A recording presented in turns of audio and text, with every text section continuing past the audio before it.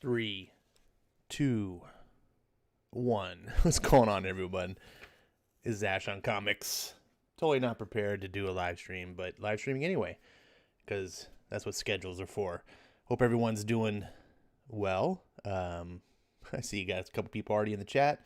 That's good. I like to open up and have people already in the chat. It's really intimidating to do a live stream and talk and there's no one there. It's just like crickets.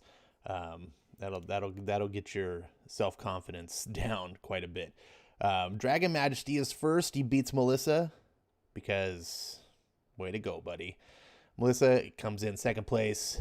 That's losing a little bit of spring in your step there, Melissa. But Marania's also here. Good to see you, Marania. Here and waiting for the storytelling, she says. Yeah, that's it. That's people in chat. I appreciate you guys being here. It's a Sunday night. Sunday nights are the lazy nights. I don't get as much viewership. I'm kind of wondering if I should drop the Sunday nights because of that. I don't know what you guys think. Obviously, you're here, so you want the stream to go. But if it's like half the normal viewers on Sunday nights, I'm wondering if it might just be better to not, or maybe do a different kind of stream on Sunday night. And Dragon Ball says do every night. Well, sure. If you want to put me on a payroll, I could use a rich patron to support me. Like in the old days, that's how things used to work back in the olden days of like monarchies and stuff. If you weren't a rich nobility, and if you wanted to do some sort of artistic endeavor, you needed a patron, someone to support you.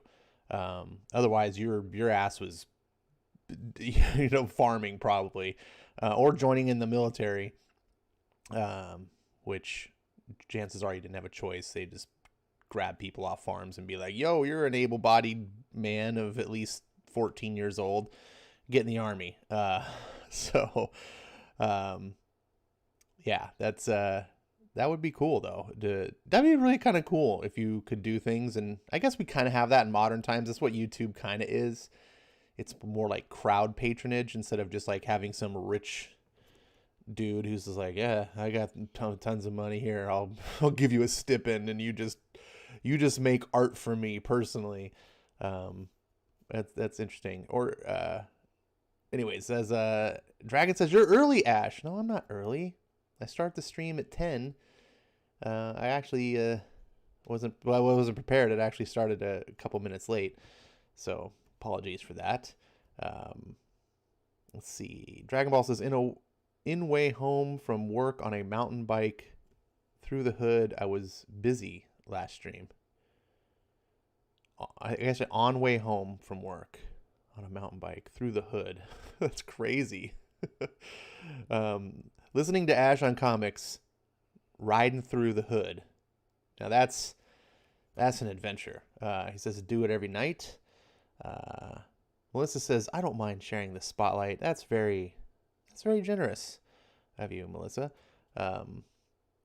Let's see. Dragon says, those of us here like Sundays, ask the Tuesday through Thursday crowd, I guess.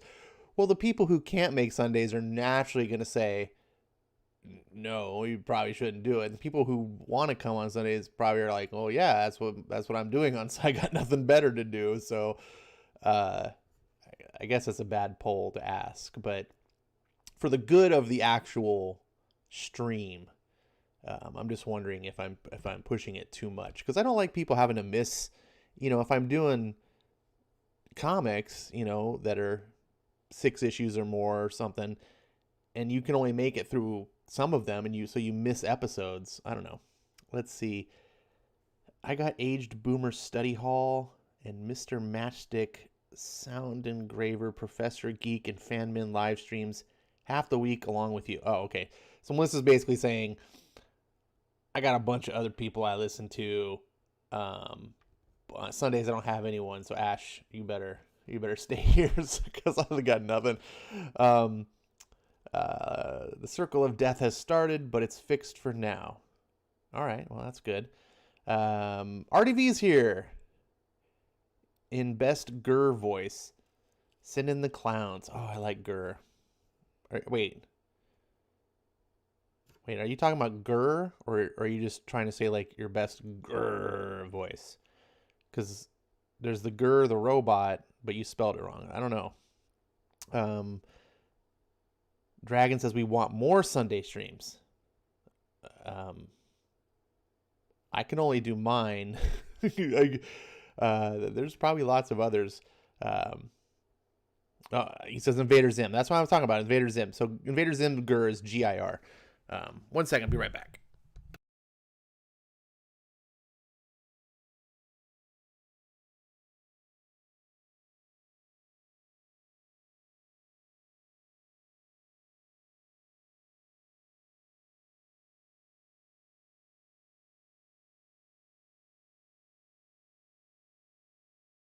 See, that wasn't that long. It's tough to do that on live stream. You have any moments of dead air, people are like, I got 7 million YouTubers that I can pick from. Just hit the random button, see what I get. Oh, it's better than Ash. Melissa says, along with you, it's super packed live stream week. So apparently I picked the nice times that no one else streams to give Melissa. I can't compete with those guys. So, man, it's Sunday night. I'm drinking iced tea. That's my beverage tonight. Where's Eric Breen? It's a weekend. He's not here. I'm a little perturbed. Along with you, it's super packed live stream. Oh, I already read that. A friend of mine just got blocked by Donnie Cates on Twitter. Oh, man, what did he do? Dragon's drinking Pepsi tonight. Dragon Majesty. Yeah, I like Pepsi from time to time. Gurr is cool. Yes, Gurr is very cool. And Invader Zim is really cool. If any of you have never watched Invader Zim, I recommend it. It's a show that someone turned me on to years ago, and I was like, that looks stupid. But I gave it a shot, and it's really good. RDV is drinking Mountain Dew. Is it just a regular Mountain Dew or one of the special million different flavors that they have? Eric's here. He's like reading a back issue. You know that you're doing really good entertainment when people read along, like read as they tune into you. When they're doing other things in addition to listening to you, you know you're putting out top-notch, gripping entertainment that can't be missed. He was kind of mean, told him his writing sucked. I think more positively about Cates.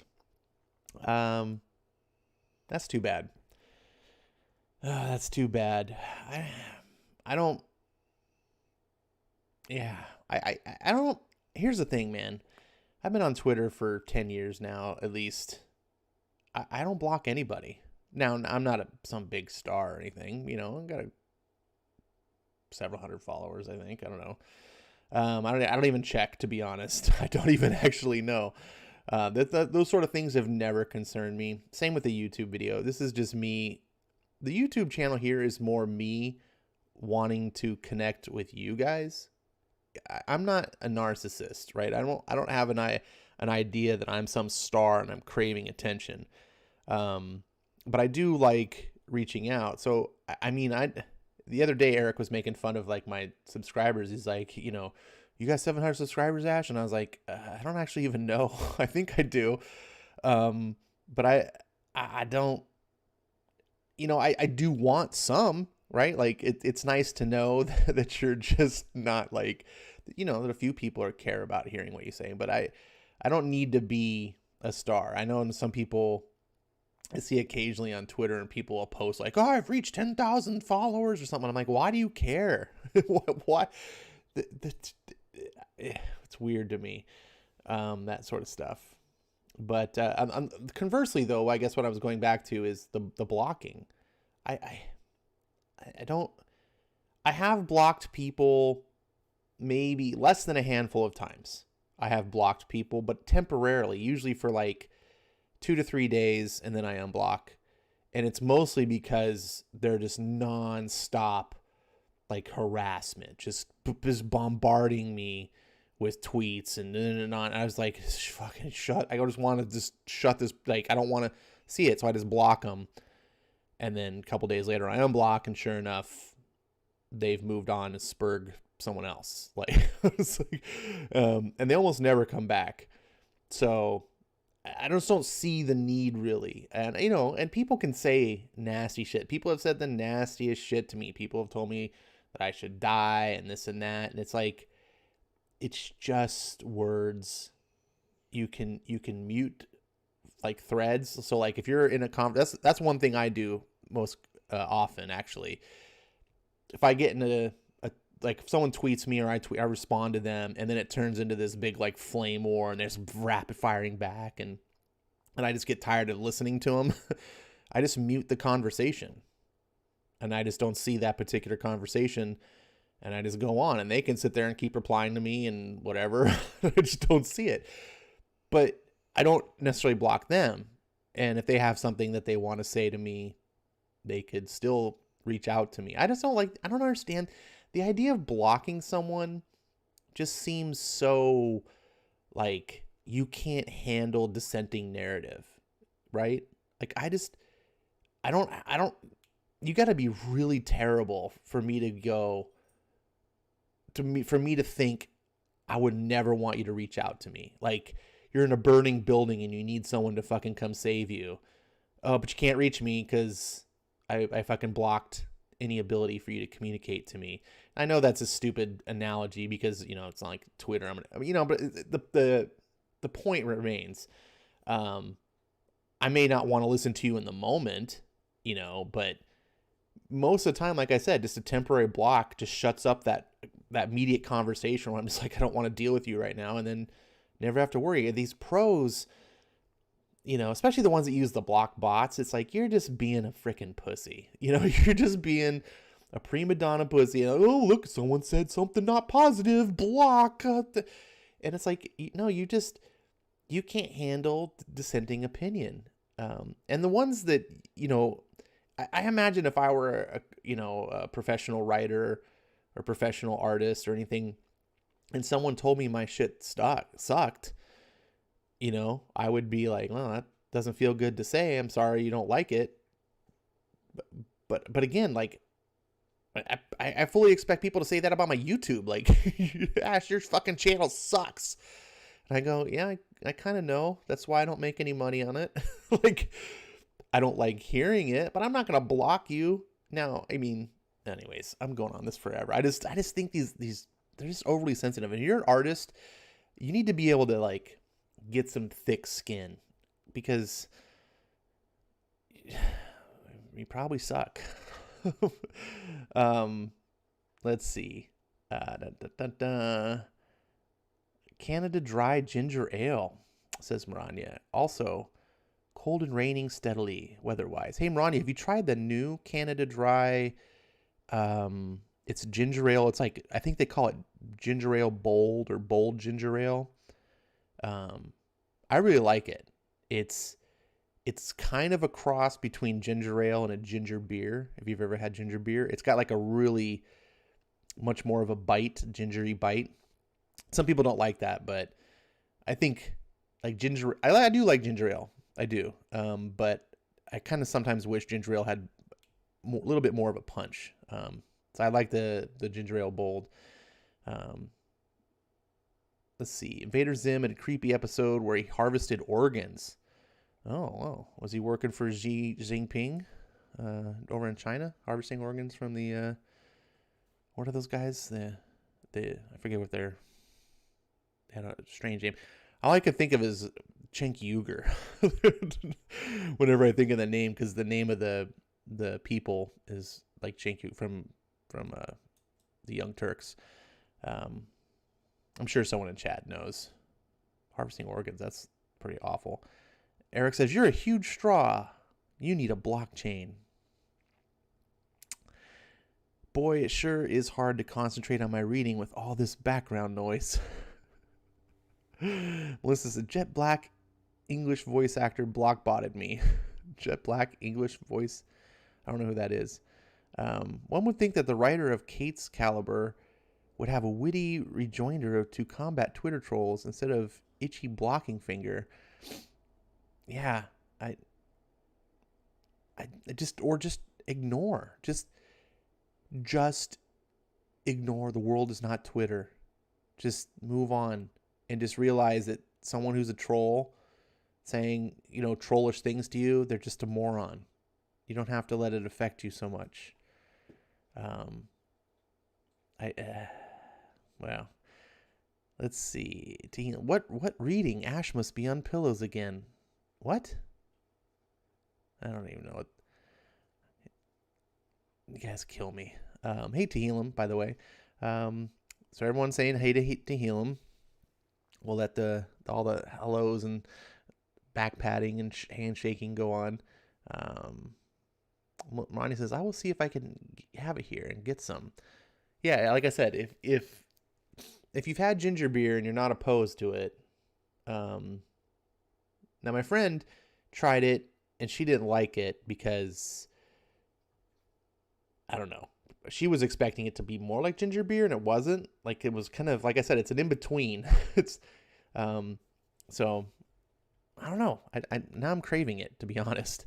I really want to make a Moscow Mule with one. See if that works. See if that changes. Alcoholic ginger beer is nice. I've never had alcoholic ginger beer.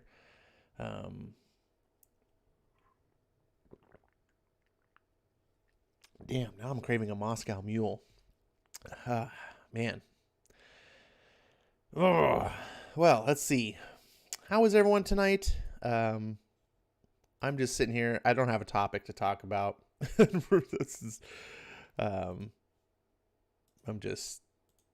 I've been playing some video games today and just started the third book of the Stormlight Archives after powering through all day.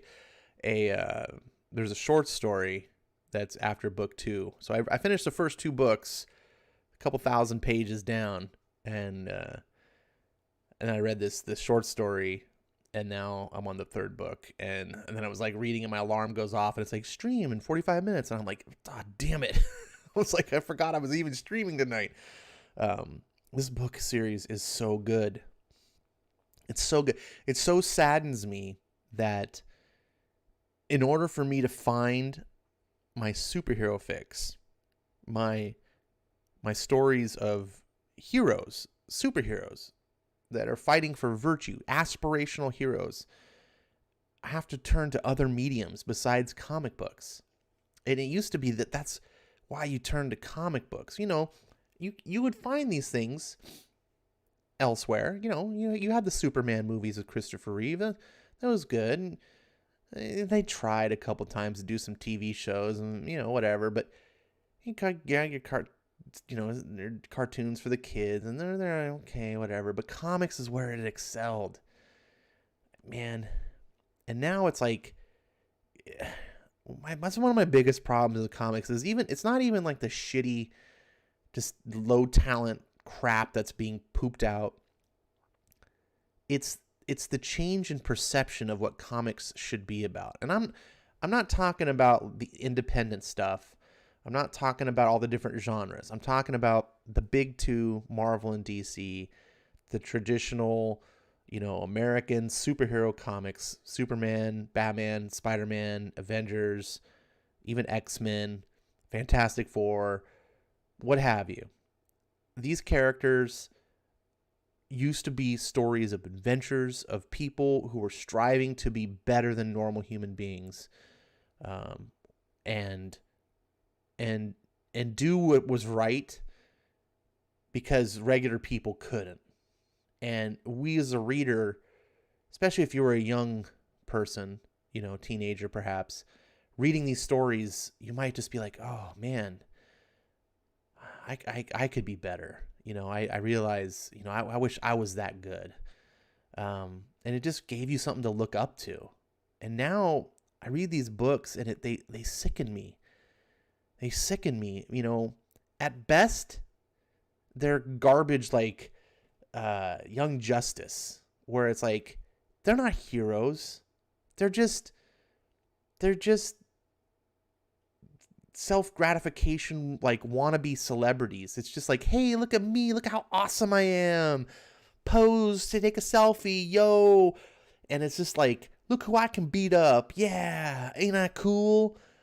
And it's this weird thing to see what used to be geek culture, dork, nerd culture, things that you got looked down on. When I was a kid, I was 13 years old and I was buying comics.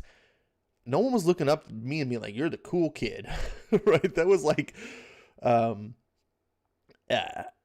you know, it just wasn't. Like, people are like, you like comic books? That wasn't the thing. And nowadays, it's this sort of thing where it's like that culture has turned into like, look at how cool I am, like my cosplay, and I hate that. I hate self-aggrandizement, especially when you're not really anything. You're just a punk. And in the world of superheroes, oh, look, you have superpowers and you beat up on someone who doesn't have superpowers. You know, you're so awesome because you essentially have some form of privilege over other people, which is another thing that I find ironic, because the progressive culture are the ones that write these characters, and they're the ones that are preaching like privilege, you and your white privilege. And I'm like, you are worshiping characters that have what's actual privilege, which is the form of superpowers, and using that to just have, you know, chase celebrity and just being better than other people because of their privilege. It's so ironic. It's just disturbing. And then at the worst, you've got the utter like creepy, villainous attitudes that I don't want to trigger Melissa right now, but I'm not going to avoid it, is what you see going on in the X-Men, where they're just literally an ethno-fascist, elitist, you know, racial supremacist movement, you know, that's just, it's just disgusting. It's such, and fortunately that's not, it's not completely taken over the industry. You still have wonderful things out there, like Hawkman is a wonderful heroic story. And you get those things, but I hate that it's not the norm. I hate that I have to hunt and choose and pick and find these books, because that's what comics gave you. And then when you go and you see these other mediums, like when I go and I watch My Hero Academia, for example, I found that show a couple years ago, and I was just like, what's all this talk? Everyone's freaking out about this My Hero Academia, whatever. Roll my eyes, and then I watch it, and I'm just like blown away, because as I'm reading comics, my expectations have been like lowered, and my mind is being tricked, and I'm thinking to myself, well, maybe they just weren't all that. Maybe what I thought comics delivered didn't, you know. And then I watched that show, and I'm like, no, this is what the comics should be. These are real heroes, you know, especially the main character, Deku. Like, this is a true heroic character. And then when you have that perspective and you realize, oh, this is what it can be, it helps you to find in comics though an equivalent type of thing. It helps you recognize, oh, this is what I should be looking for. Oh yeah, okay, Hawkman, is living up to that. Oh, okay. Oh yeah, the Peter Tomasi Superman and the Super Sons, they were living up to this, and I can easily recognize now how you know, Tom King's Batman is just dog shit, and everything Tom King writes is just literal, like, make you want to jump off a cliff depression, where he's just writing his own misery into these characters as some form of self-therapy. It brings things into clarity for me. I don't know about you guys, but for me, it helps me understand my own feelings better. And then I read this book that I'm reading this time. And I know you're probably boring. You're like, shut up, Ash. We're tired of hearing about this stupid Brandon Sanderson guy. Look, I get it. Sorry, but you know, this is why I'm here, is just to get my feelings out. I'm reading about this characters in this book, and one of the main characters, is basically Superman. He's the embodiment of this. And I love that you have a writer that not only can bring you that character, it's not just a carbon copy, but take you on a true hero's journey where the character goes through personal struggle, and goes through, what do you call it? Like their own battle between like what they should do, what's right, what's wrong, and is it worth it? And it takes you, the reader, on this journey, and you watch them fail and stumble from time to time, and you're like, oh man. There's another character. One of my favorite characters introduced in this book is this character called Caledon Stormblast, and he's a nobody, and it's very similar to the Luke Skywalker type thing. A little farm boy, grows up to be the great Jedi type. It's a similar analog to that, but most modern writers, you see what like Disney did with the new Star Wars with Rey. It's just like, oh look, she's a slave on this planet, and boom, she's the best Jedi ever. Like, she didn't have any struggle. There's nothing, right? Like, it's just boom, look how amazing she is. Isn't she amazing all the time? So amazing. Oh look, even Princess Leia is worshiping her, like, because she's so good. And oh, look, she flies the Millennium Falcon better than Han Solo. And look at Han Solo. He's like, oh my God, she's so amazing.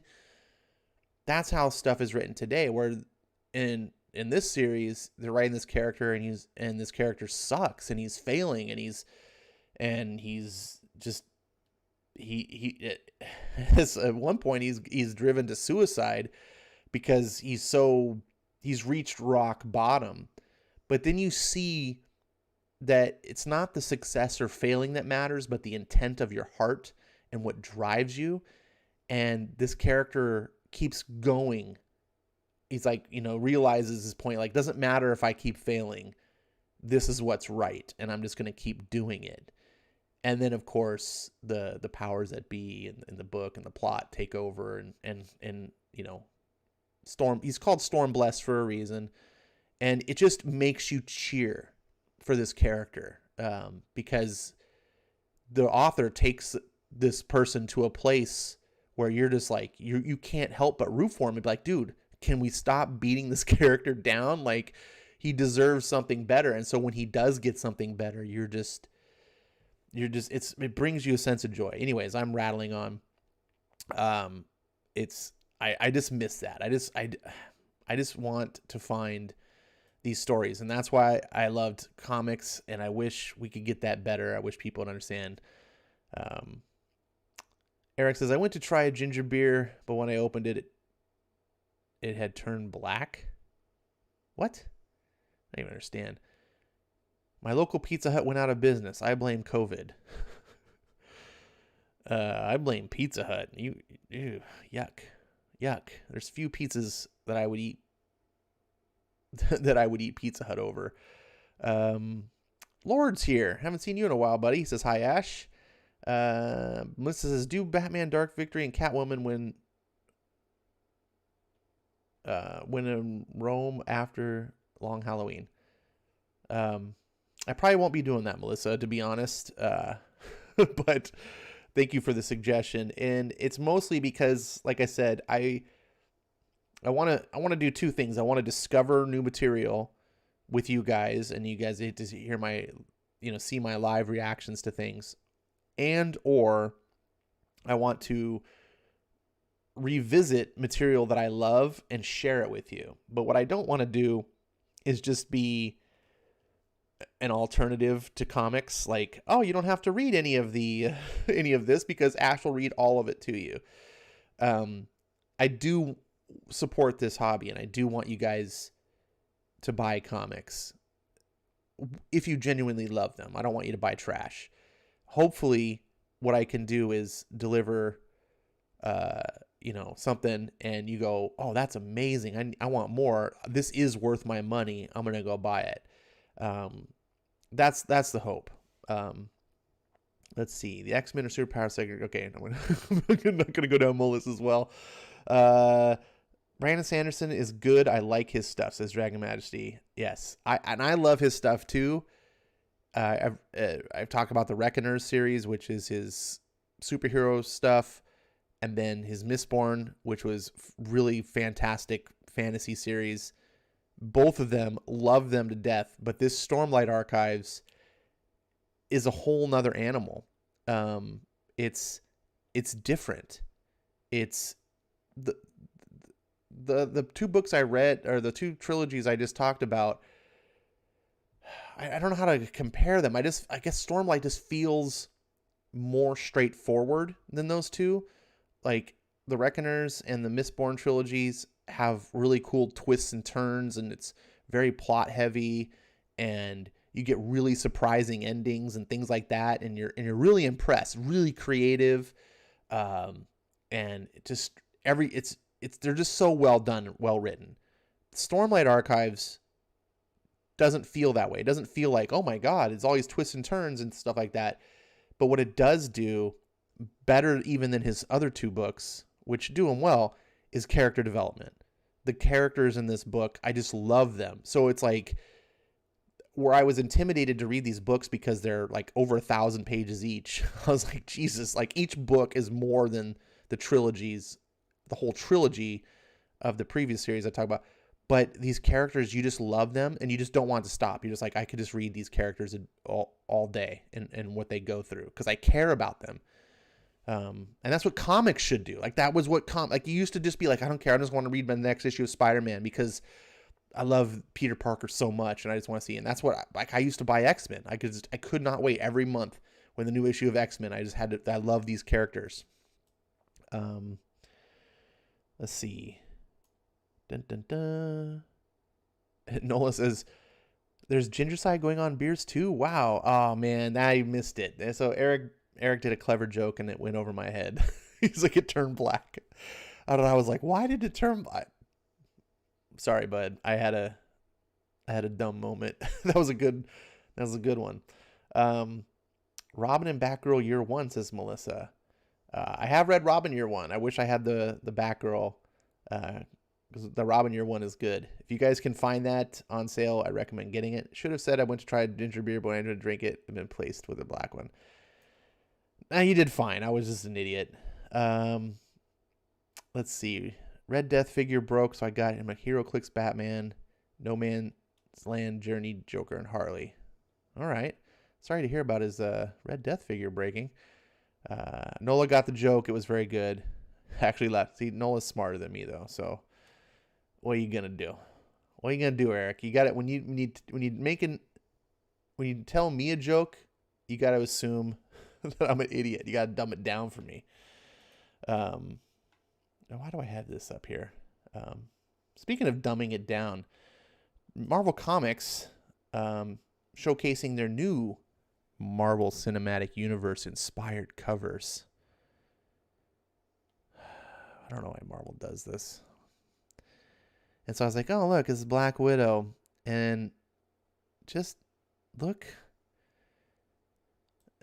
how uninspired these are. Just look, it's a flat-chested woman who's got real no muscle structure. And she's yeah. And then there's this. And man, this is I like Chris Samney a lot on his new Firepower series with he's doing Robert Kirkman, but this is hideous. This is not a pretty cover. Not for me at least. You might like it, but yeah. And then oh look, it's more Black Widow with no chest. With some sticks. I just hooray. And she's apparently in some weird hallway that is computer generated 3D model. I would not want any of these covers, especially this one. I mean, it's not that it's just hideous. It just feels like someone just took a picture and traced it. It just This looks like a normal woman, which normal women are fine. But I thought we were talking about superheroes. There are no superheroes anymore. I guess that was my point before. Let's see. Ash is so modest. What a guy. I don't know if that's true, but thank you. RDV says double digits. Woo! I've reached double digits. One of them doesn't count because it's me. So it's really not double digits. Viewership is going up through mitosis. Man. I do have my Lloyd Christmas moments too, Ash. You are not to worry. You hardly have those bad moments. Sharp like dairy slices. I don't know what that means. Like sharp cheddar? Like, I don't know what you're...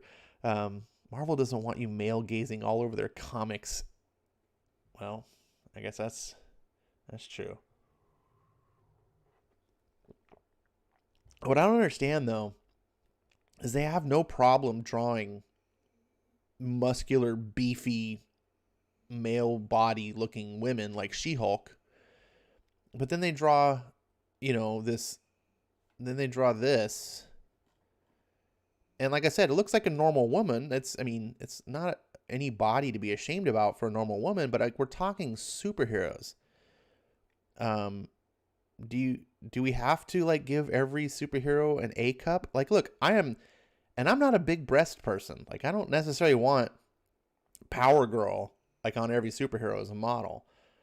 And I wouldn't even necessarily mind some women being drawn, with a smaller breast. Like, it stands out because it's like all the time. Like, this is the norm. And I'm like, that's not the norm. And the thing that actually gets me the most is look at these scrawny arms. Like, her biceps are barely bigger than these little sticks that she's holding.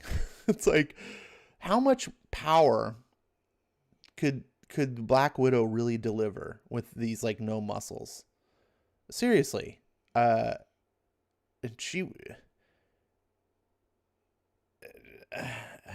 don't know. This is something that maybe, I don't know, maybe it's just me as a guy. Like, I think, because I don't know, I guess I'm not sure, because a lot of guys would argue with me, like, oh, shut up, Ash, you're just being misogynist. So I guess it's not even, but I look at this and go, this woman couldn't hurt a fly, honestly. Like, I could take Black Widow. I would have no fear, other than those sticks. I might take a couple hits, but it just, it sucks me out of the fiction. That's the thing. It's like fiction needs to have the suspension of disbelief, and you're going to draw, I don't know. I don't want to get too much into this. That's not my point. I just groaned. Whatever. Black Widow should shoot me because she's not going to, that's where I'd be afraid of her. Let's see. Nola says, yes, sharp cheddar. I did pick up American Vampire from Second and Charles for $1 each issue. Can't wait to read it. Oh, very nice. Very nice. I'm not sure what to think about this series so far. We're halfway through, and it's just okay to me. I know Venkman was like, oh, I really like this series, but it's just mildly fun to me. Like, I don't feel like it's trash, but I don't feel, here's the thing, as a wannabe writer, I call myself as like a wannabe writer. I study writing, and I study like what makes good writing good, what's bad, what are you supposed to do. I've taken multiple classes in writing, and some things like stand out to me as a sore thumb. And one of the things that you should be doing in writing is giving reasons for the reader to care about your characters, especially your protagonist, right? You may not need the character, your reader to care about the villain or side characters or things like that, although it does help. But the protagonist if the reader doesn't care, if you're just like, I don't like this person, I have no empathy for them, I have no emotional attachment, then it doesn't really matter what sort of things are going on, because it's just random nonsense. You don't care. And this is part of the problem I'm having here is this main character, Pearl. Okay, she's a young actress in the 20s. Okay, it's a flapper era. It's an interesting setting. And oh, look, she was taken to a party and she was ambushed by vampires. And now she's a raging, killing machine bitch. But I never had any empathy for her to begin with. There was no story for me to care about what she's doing. She's just some blank face. I know about as much about her as her roommate. Now, Skinner Sweet, conversely, and part of that's because Stephen King is giving us this other backstory that's going on, is having a story about who he is and what he went through. But, in critique of Stephen King, I don't think he's a good writer. I mean, obviously he's an accomplished writer, but Stephen King isn't making me care about Skinner Sweet's just an asshole. Right? And he's has interesting things, like his story is a little bit more developed, but why do I care about him? Because these other assholes are assholes to him, and so now he's gonna go murdering them. He works well as a side character for Pearl, like being the one who like makes her, but I don't care about Pearl either. So again, the story, it's fine. I'm kind of curious to see where it's going, but I'm not emotionally invested. That's my feeling. You don't have to feel the same way.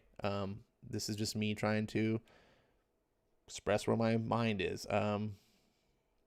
Nola says she must have superior technique with those noodle arms to outweigh pure strength. Yeah, you think? Although even with superior technique, I mean, there's a reason why in professional fighting, every weight class is like 15 pounds. Like two fighters that are more than 15 pounds apart,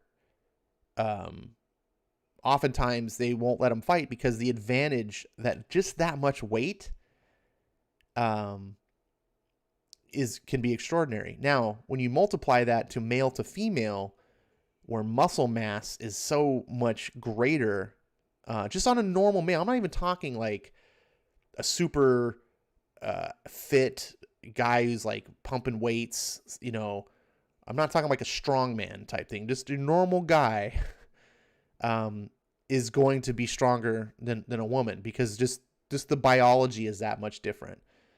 And just, yes, maybe if you're master at your martial arts or whatever, and you're going against some nobody who doesn't know how to fight, okay, sure. But if you're an Avenger, I'm assuming you're going up against the deadliest threats that the world can go up against. So now all of a sudden, all your advantages go out the window.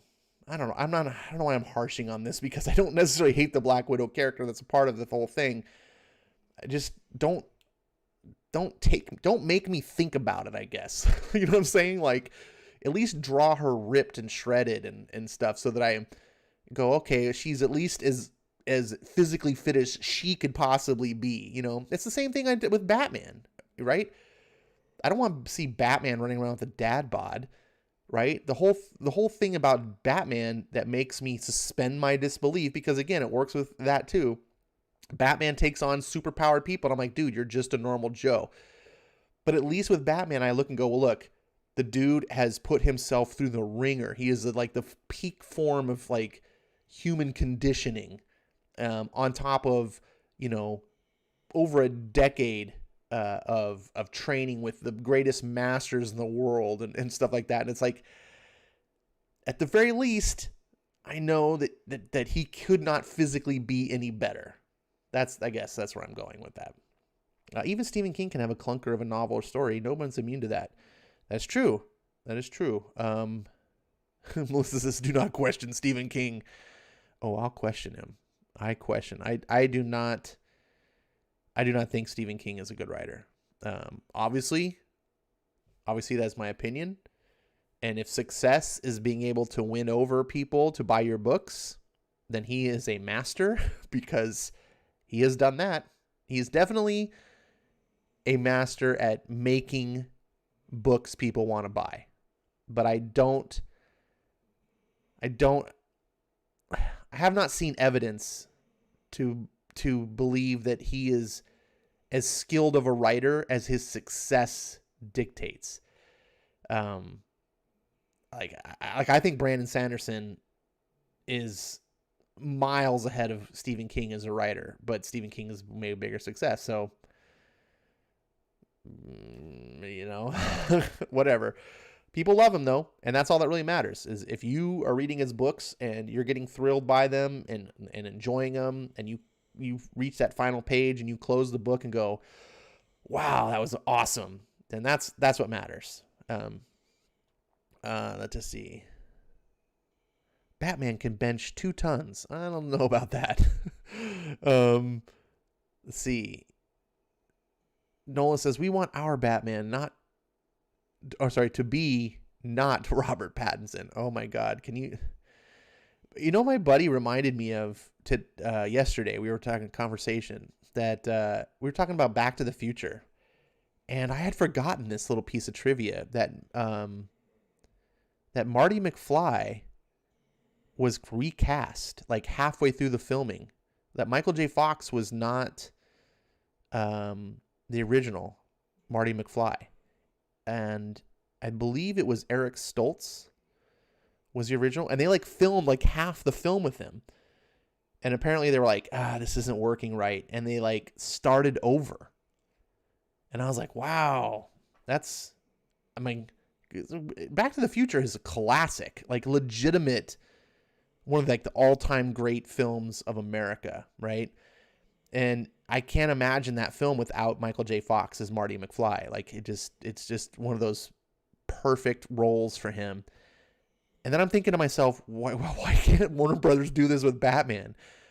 Because it's not just my opinion that that Robert Pattinson is not going to be a good Batman. Apparently, all the news is coming out is horrific.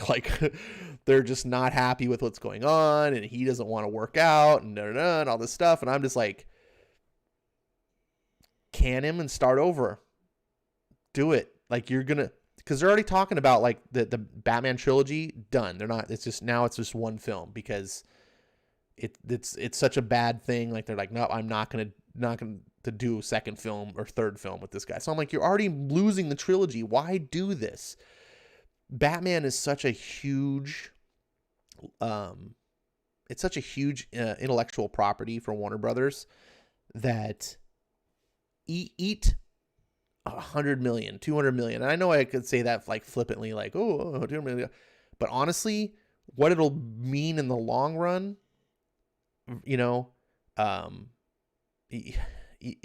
don't make the Disney mistake what Disney did with Solo, and then of course the rest of Star Wars films.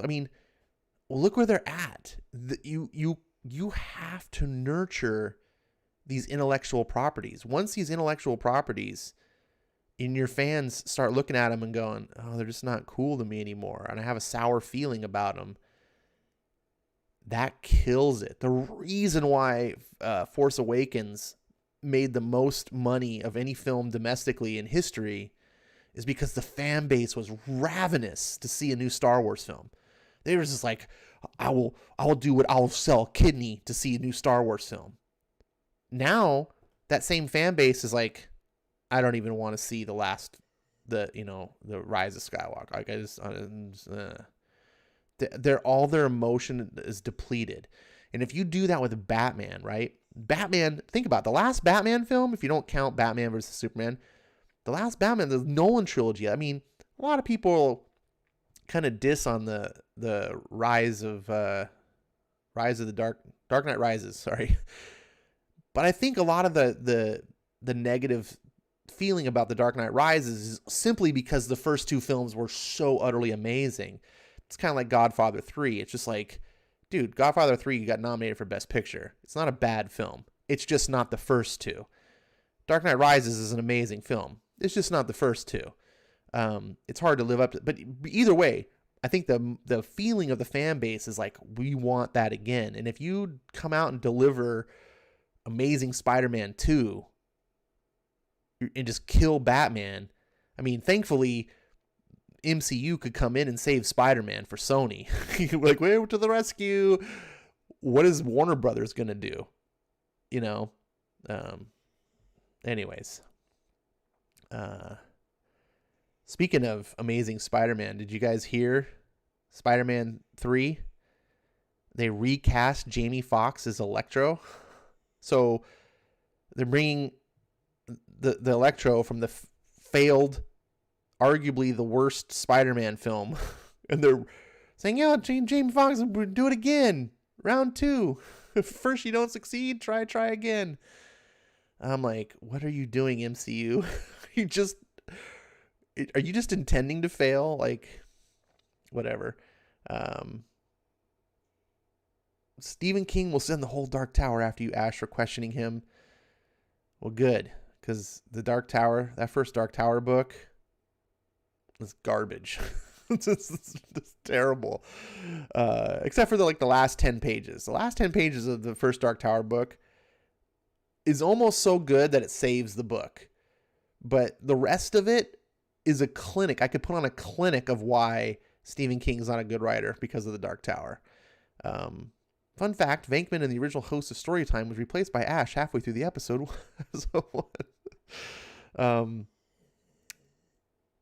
Fans want an RDV Speaks channel.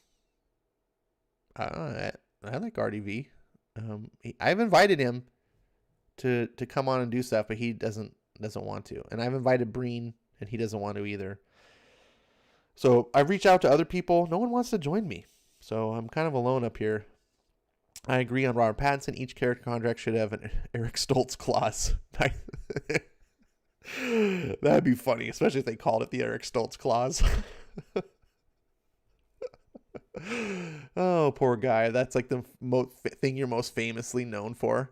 Dragon says, I like Godfather 3. Am I the only one? I don't think you're the only one. Like I said, I think everyone is a Godfather fan. It's just a step down from the first two. And so when you realize how good Godfather can be, you're kind of spoiled and you're like, oh.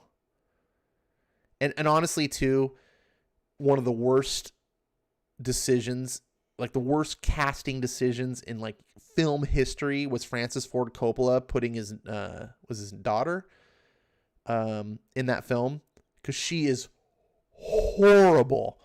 She is so bad. She tanks that film.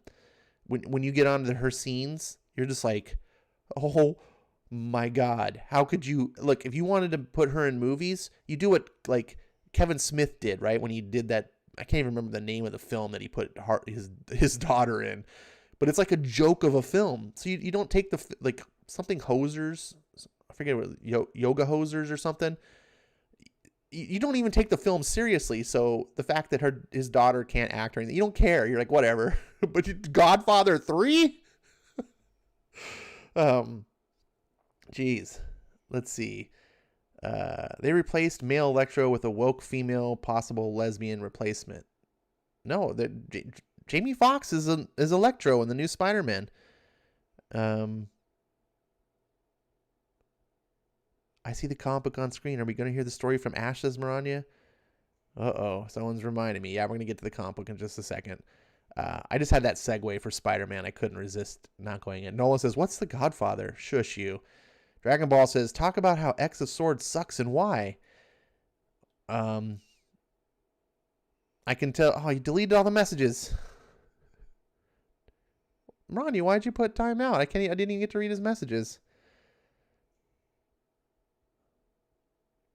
Oh, man.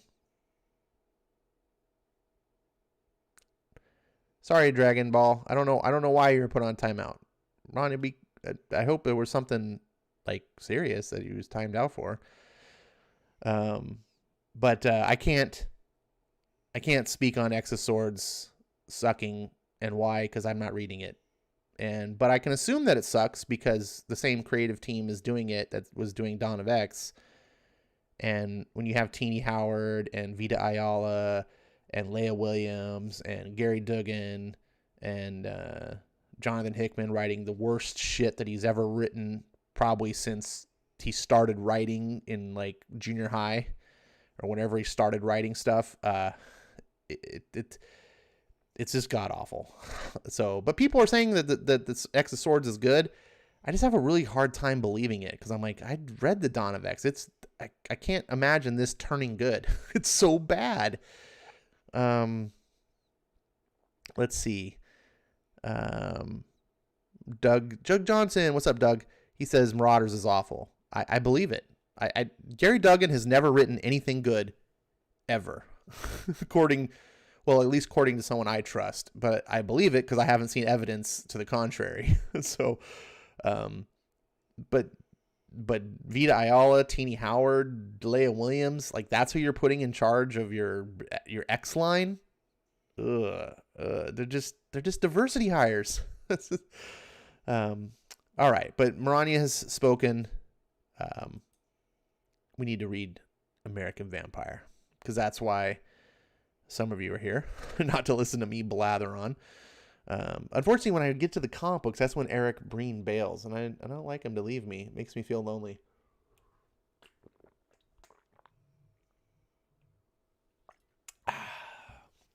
Big swig of tea here to get ready.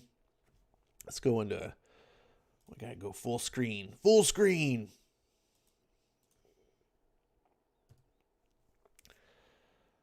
All right.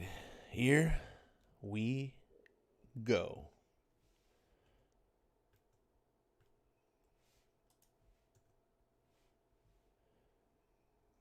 We got an alternate cover. Who's doing this one? I can't tell who the artist is from the style.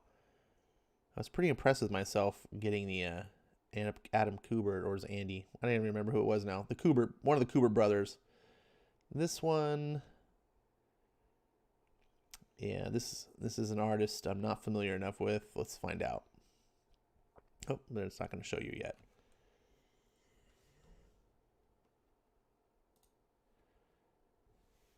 Get off of me, you thug! You okay? I am now. And now, Miss Jones, you're going to be my new star. You see, I've been searching for someone just like you for a long, long time. After all, you and Mr. Sweet, you know so much about us, our strengths and our weaknesses. They're common knowledge by now. But about your kind, my friends and I know so little. We talk less, for one. Oh, but there's so much more to know. Every bloodline is special. So what we're going to do is bring you back to my home. Set you up with your own special movie star suite. And stab you with every goddamn thing under the sun until we find out what hurts you most. Run, Hat. Miss Hargrove, you wanted an audition? Hat? What is he? Ah! Wow, talk about getting stabbed in the back. Literally and figuratively at the same time. Hattie, but... Don't blame me, Pearl. This part is all your fault. You were the one who just couldn't stay dead. But why, Hattie? Because I'm not like you. I don't have what you have. I'm not good at the tough parts. But I am good at making new friends. I'm sorry. I really am. Time for your close-up, Miss Jones. Crash. Make this easy on yourself, dear. Fuck you.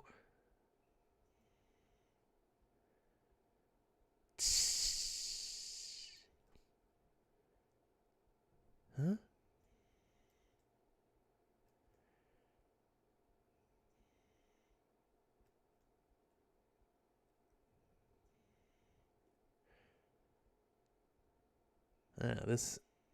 So one thing Raphael Albuquerque's not so great at is the visual storytelling here. Guy's leaping at her, then he sticks his tongue. I'm not sure exactly what happens. She flies off a cliff. It's kind of confusing. Screech. Pearl? My God, what happened to you? Bonjour. Screech. In my pocket, the 38. Blam, blam.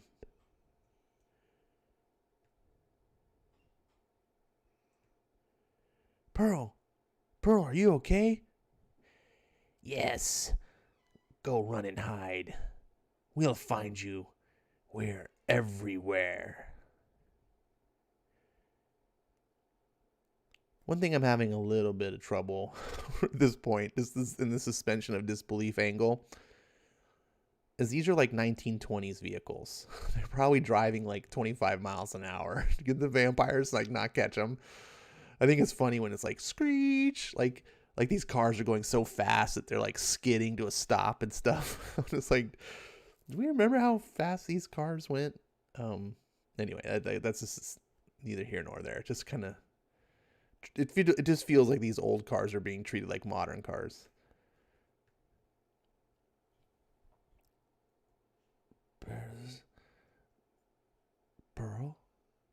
Pearl, stay with me. Here. Now this is a common trope with vampire stories, is like the lover offers themselves up to be bitten. Drink from me. No, Henry. I do it. Oh. Shush you.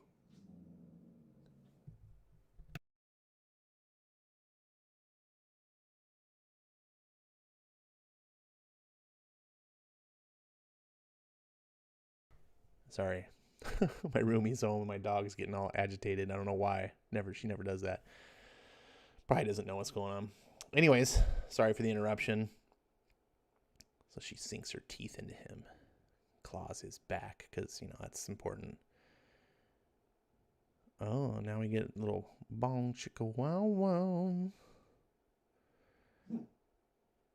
The bite, it tingles. I can't move. Shh. Let me take care of you for once.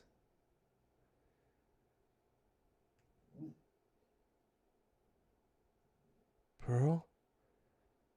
I'm out here. You okay? She was my best friend. Pretty much my only friend. You have to let it go, Pearl. That town is full of Hatties. Believe me, you're not like them. That's right, I'm not.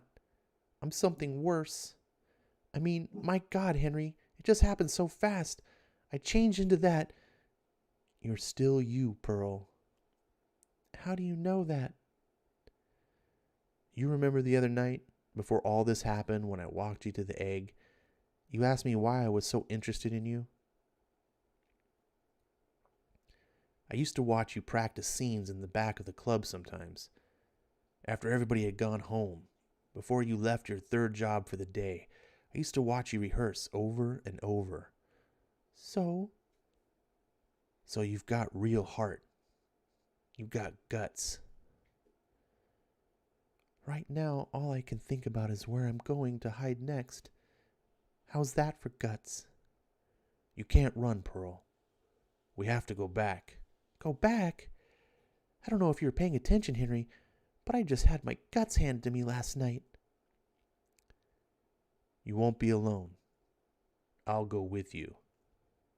Why, Henry? Why does this matter to you? I've worked at that club with you for over a year, and all that time I've never once seen you lift a finger for anything but a skirt or a guitar string. So why the conscience all of a sudden? Because despite what you think, Pearl Jones, I'm not just some dumb, girl-crazy guitar man. Because I know something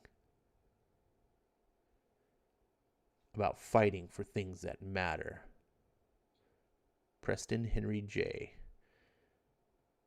U.S. Marine Corps, Catholic. Of course, all the good vampire hunters need to be Catholic.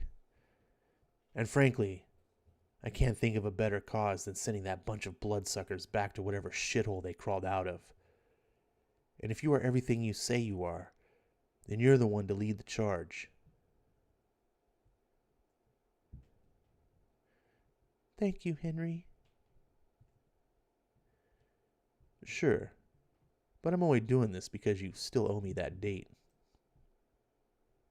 To be continued.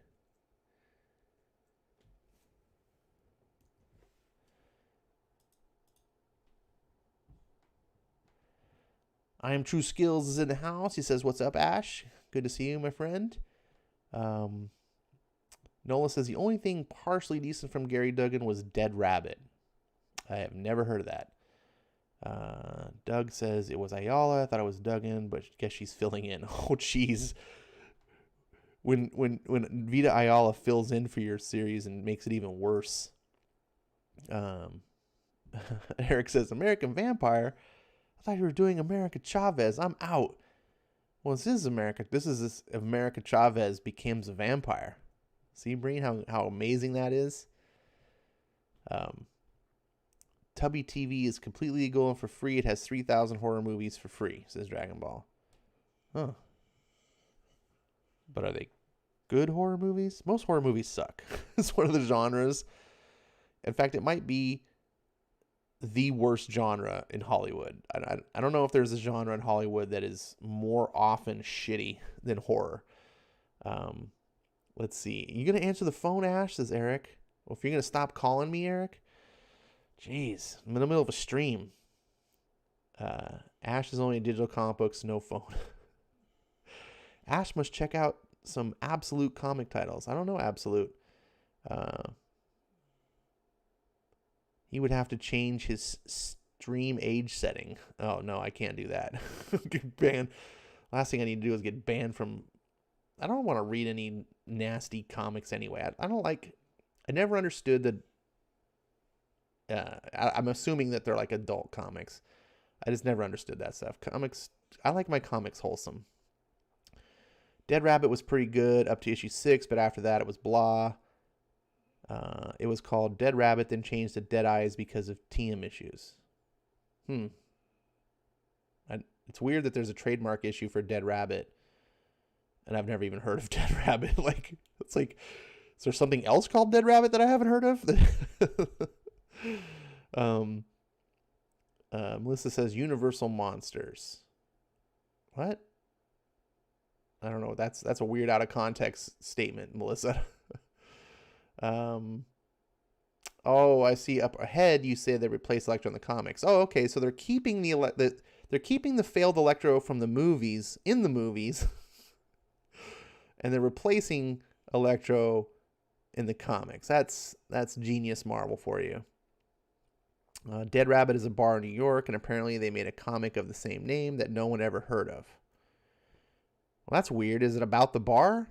Because trademark law only applies to things that are in the same field, right? So for instance, if you have like Dead Rabbit bar, and then I want to make a comic book called Dead Rabbit that has nothing to do with bars, about a character maybe called Dead Rabbit, I don't know, then trademark wouldn't conflict because they're completely non-related fields.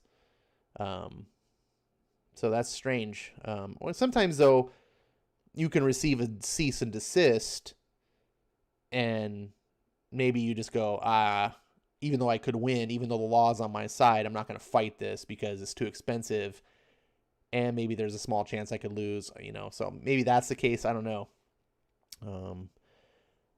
Eric says, I was watching the 1931 Dracula before the stream. Well, of course, you were born before the stream, Eric. You probably watched the 1931 Dracula when it debuted. Quirk says, the bar is apparently haunted, and that was the story. Oh, okay. Yeah, if you make a story that has to do with the bar and you don't have permission, then for sure the bar is going to be like, yo. Yeah, that could be really bad. Although it seems kind of weird. If I were the bar owner, I'd probably let it go, or come to some sort of agreement, because all you're going to do is get publicity for your bar, right? And I mean, how many bars are there in the world that have had a comic book made, talking about it? Those are the sorts of things, like having that sort of notoriety, that it reaches a pop culture status. I don't know. Universal monsters are the best horror movie monsters, and Blumhouse plans to destroy them. I don't like the Universal monsters. I'm sorry, Melissa.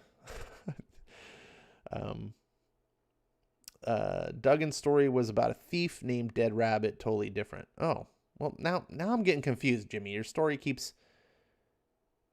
You said the bar was haunted, and that was the story. I don't know. This is now I don't care about dead rabbits anymore. Eric says, I will not be besmirched by youthful hooligans. Good day, sir. Eric, you're besmirched all the time by youthful hooligans. But now you're with me, and I'm an old hooligan. Let's see. Zach says, oh man, I'm late. Hey everyone, Zach Rogers is in the house. Welcome, Zach. Good to see you. That was a little inside joke there. Let's get on with the Stephen King sub-story. It was only a 2-day ride to Lakeview. Still, by the time we arrived, there was barely anything left of the place. Old Terrence seemed pretty sure it was Skinner's suite, but all that talk about fangs and how bullets wouldn't stop him made him out to be a goddamn skinwalker. One Drop of Blood, written by Stephen King, artist Raphael Albuquerque.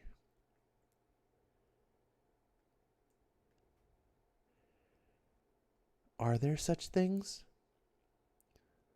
Someone told me so once. Didn't listen to him.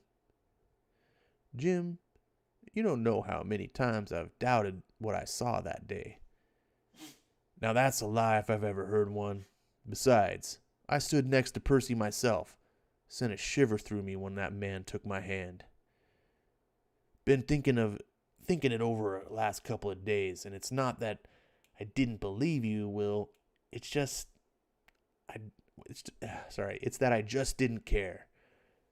So long as Sweet was dead, it didn't matter to me if the devil himself did the deed. So what is it we're dealing with, Will? What is he?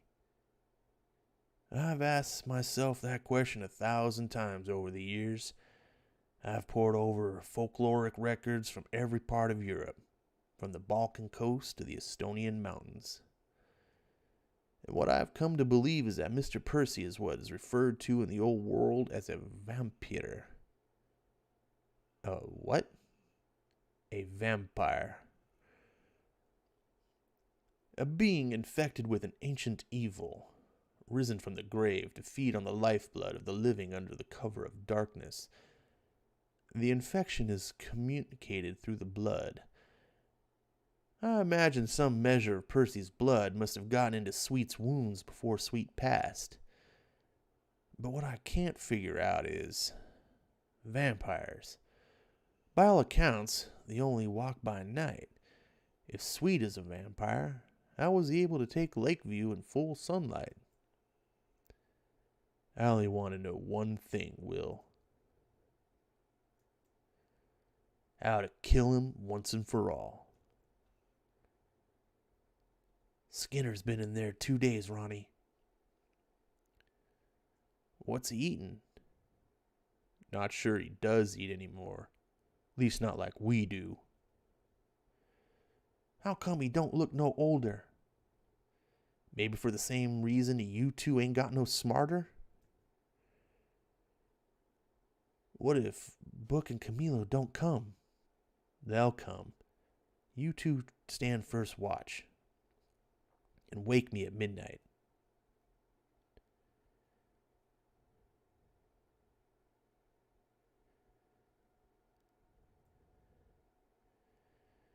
Fang's almost gone. And my skin.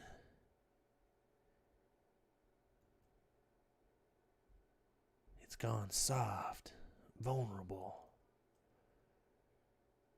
Why am I so goddamn sleepy? Why now? No moon? Is that the difference? Almost has to be. It's not easy to learn a new existence. But if you're desperate enough and mean enough, it's possible. Crunk. What the?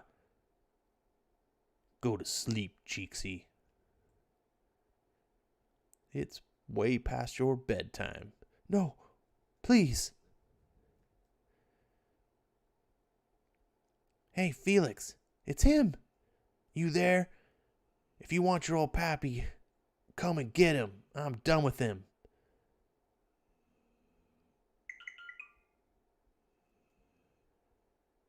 No, mi papi. Hijo de puta. I don't care what you are. I will kill you. Daddy, stop. Stay here with Will. No, Daddy. It's what he wants.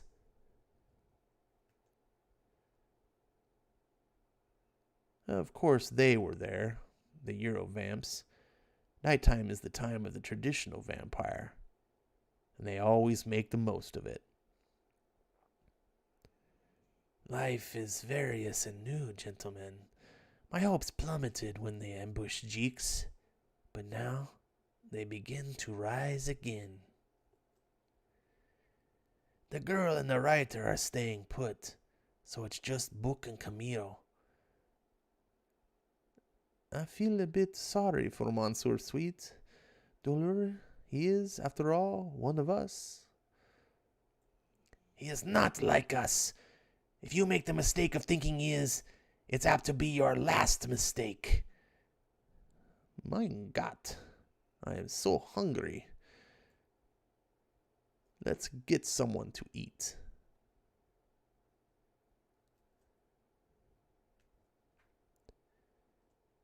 I'm coming for you, Chinga I don't even know what the hell that word is. Conchetumare? Conchetumare?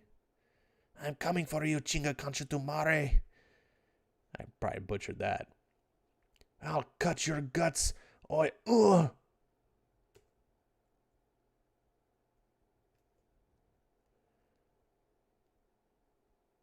about a little light, amigo?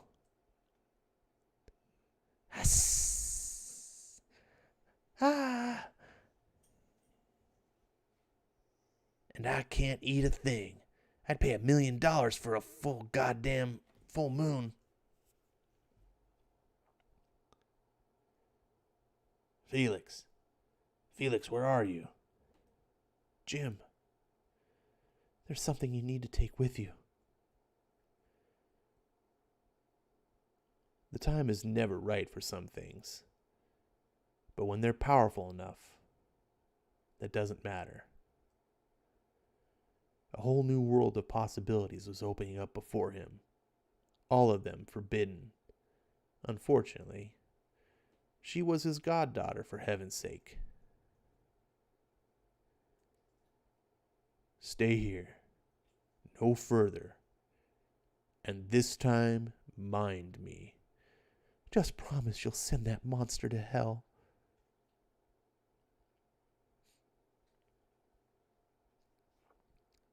Oh, God. No. No, Felix, amigo.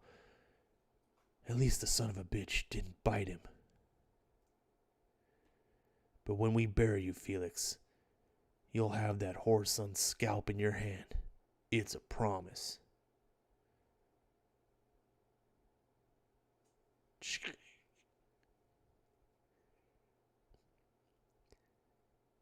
I knew you'd get here, Pink. Slash. Crack. Yeah, bastard. Whoever said you couldn't be hurt lied. Blam. Huh? Hurt. Yes. Killed. No.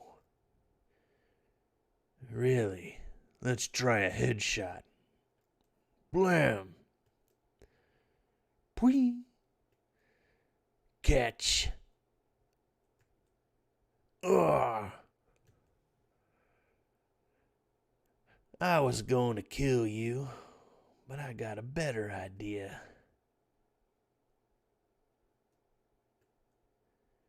Blam! Leave him alone, you monster. Puta greaser cunt. Oh no, the blood's in his eye. Jim! You like it in the dark? Stay there! Blam! Rumble. Abby, run! We have to get out before the whole place comes down. What a remarkably good idea. Roosh, thump. Adios, old friend. Vao con Dios. What did he do to you, Jim? Better not. See to your father, Abby. You may be wondering if Percy and his gang of Eurovamps witnessed this near miraculous escape. The answer is no. They were headed back toward town.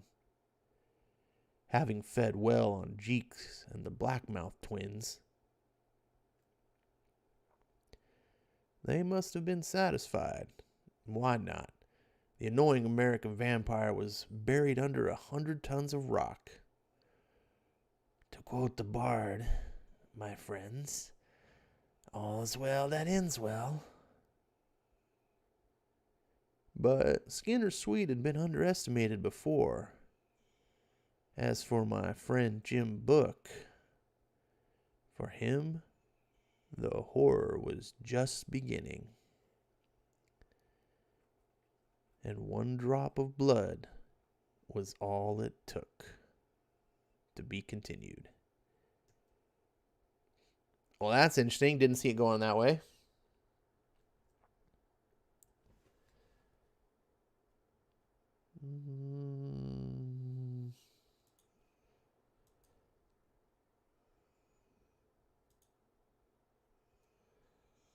What'd you guys think of issue number 4?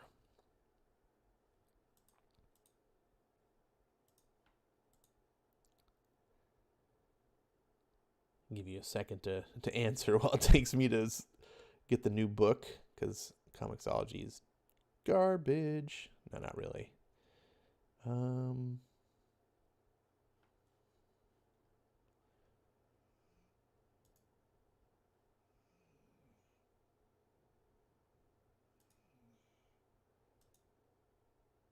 Why doesn't it just... There we go.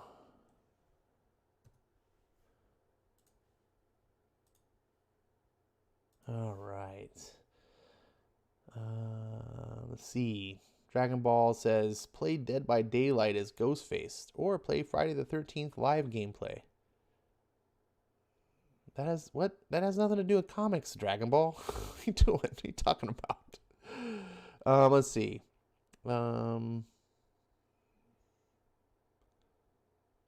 Let's see. Melissa says, "How can you hate the Universal monsters and Hammer horror? They're better than woke SJW modern horror." Well, I didn't say I like SJW modern horror either, so let's not conflate the two. And I don't hate Universal monsters; they're just not my cup of tea. And also, I don't really like the way Universal treats them.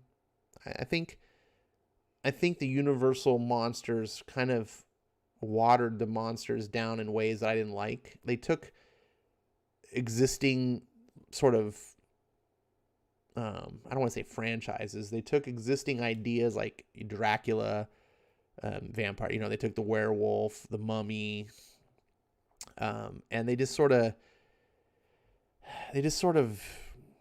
I don't know. They just did it their way. I just don't like their way. I think vampire stories can be cool. I think werewolf stories can be cool.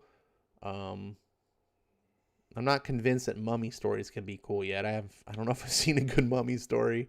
But maybe. But just the Universal, I don't know. Just the way Universal did them, it wasn't my cup of tea. Teelam says, "No, I mean Absolute Comics, a comic company. Yes, they draw women like real women and feminine in appearance." Okay. Movies that are black and white with old with not enough killing, so I'm not a fan of Universal. Well, that's not necessarily a problem.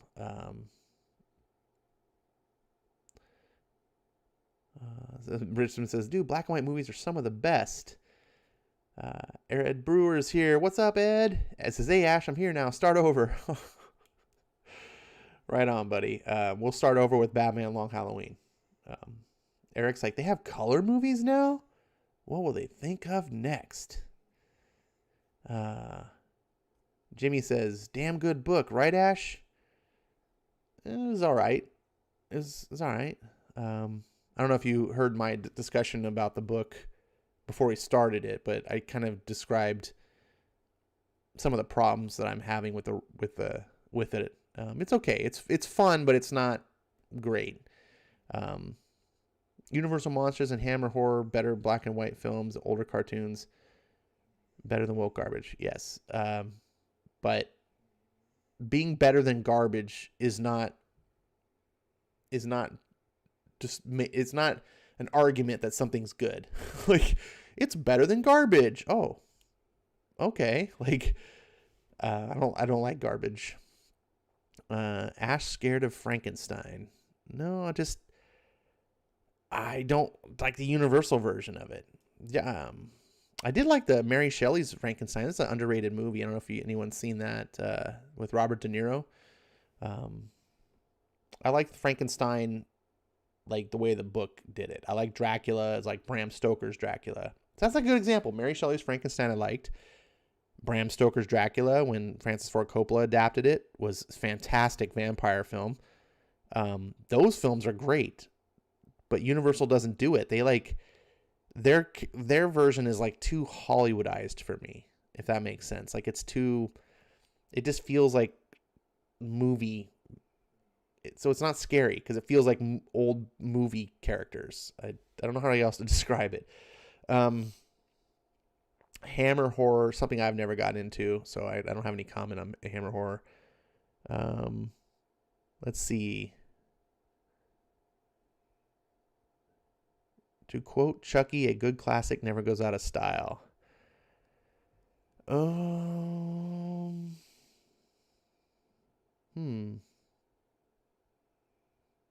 not sure what my thoughts are on that. I will tell you that my favorite horror movie of all time. I'll let you guys guess. I'll address it at the end of the stream, but I want to put to you guys now. What do you think my favorite horror movie of all time is? It's a good one. Obviously it's my favorite. It's not just my favorite. Actually, it's the film that I actually think is the best horror movie that's ever been made. So, Yes. And Jaws is not it, Ed. I'll just say right now, I don't consider Jaws a horror movie. Jaws is a thriller. But we'll get on with the Long Halloween here, since there's no real talking, and Eric's probably drooling in his chair right now. Marvel might have been able to increase sales with that. It's better than garbage. The new marketing strategy for Marvel. It's better than garbage.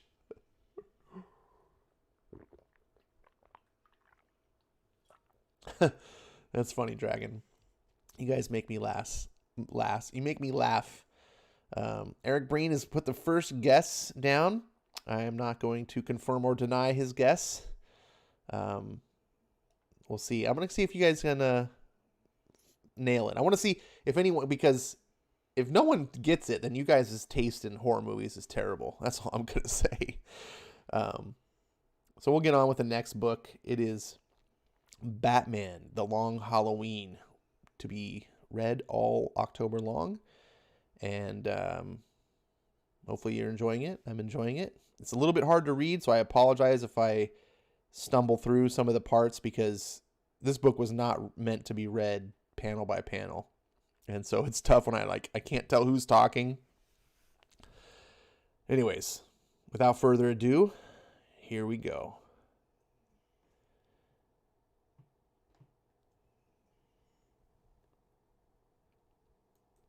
Wait, where's the guided? There we go. New Year's Eve in Gotham City. Time to ring in the new year.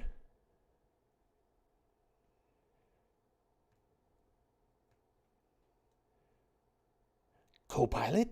Check. Navigator? Check. Stewardess? Federal regulations prohibit smoking on this flight. Up, up and away. Or whatever the hell the expression is.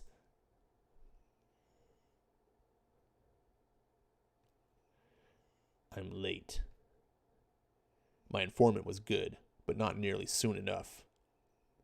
The Joker has killed the ground crew, and from what I understand, he's only just begun.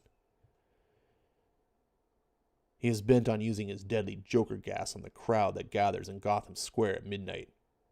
Something in his deranged mind can't handle what Holiday is doing to the city. The Joker has proclaimed the town isn't big enough for two homicidal maniacs.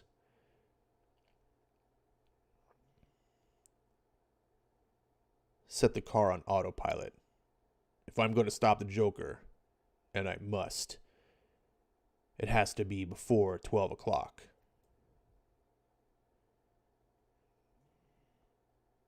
Harvey Dent's office. The district attorney is overworked, underpaid, and a friend. Harvey, old man, if you had half a brain, you'd call it a night. Mr. Dent, I hope I'm not disturbing you. Working late again, Vernon? You'll never get ahead putting in all these extra hours. But you're working late, sir. You've been working late every night this week, ever since I started here. See what I mean, Vernon? There's two ways of looking at everything. It's New Year's Eve, son. Time to go home and kiss the wife, and hope that next year is better than this one's been. Yes, sir. But there's something here, on the Roman case. I've been reading the old police reports, and I'm sure it'll wait until next year, Vernon. Sir, this is important. I found a connection, a link, between Carmine, the Roman Falcone, and millionaire Bruce Wayne. I'm sorry, sir. It is late. But I thought you should be the first to know. The second, actually, sir. Unfortunately, Bruce Wayne seems to have known about this for some time. Almost midnight. What's wrong with the world? After all the aggravation I went through just stealing this crop duster, you'd think they'd give me one that would fly right. Aha! Dead weight! Put the plane down, now. Heh.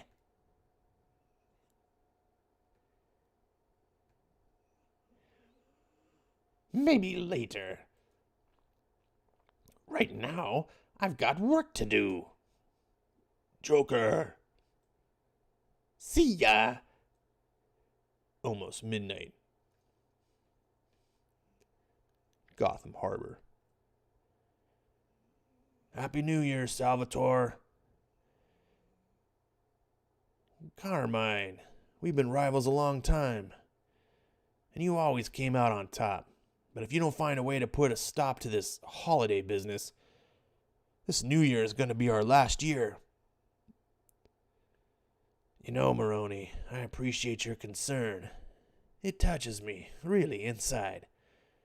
And I've been thinking about this holiday, as newspapers call him. Or her. Whatever. All I know is this Struns likes to hit members of my family, my business. There doesn't seem to be any blood on the side of the table. On your side of the table. What are you saying, Falcone? Have a happy New Year, Sal. You're right. It might be your last.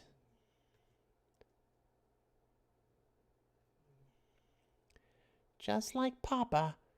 You keep your friends close, but your enemies closer, eh, Carmine? The same could be said about you and me, Carla. Even if you are my only sister. Have you seen Alberto? It's nearly midnight.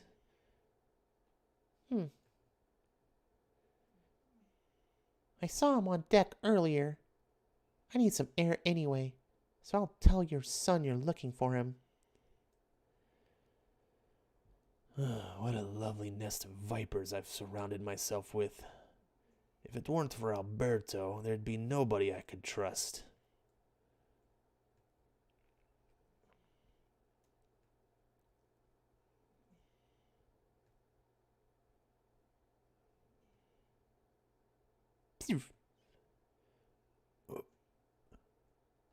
Huh?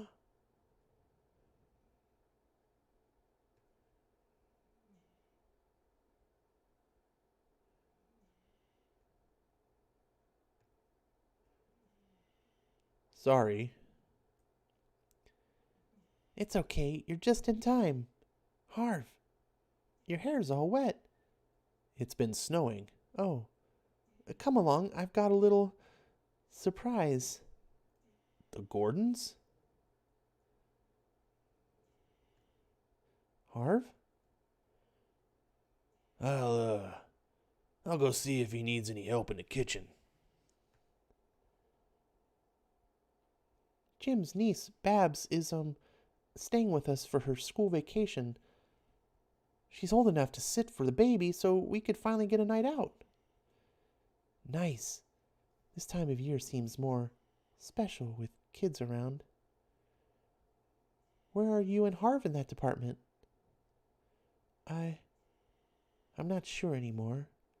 I thought when we moved to this house it would be a new start for us, but between this Roman case and the Joker and Holiday, whoever that is, shh, we promised. No business for one night. Here's to next year, Gilda. May all your wishes come true. I hope so, Barbara. I really hope so.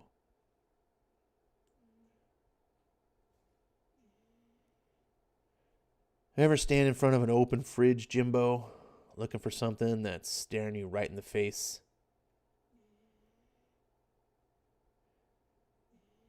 What's happened, Harvey? We need to talk, Jim. We need to talk about Bruce Wayne. I don't know what you're so mad at me for. I'm trying to stop Holiday just like you are. By killing everyone in Gotham Square?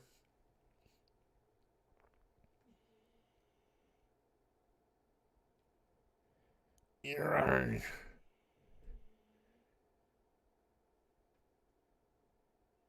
danger of wearing capes. Why not? You don't know who Holiday is. I don't know who Holiday is, but the odds of he or she might be in the crowd tonight, and...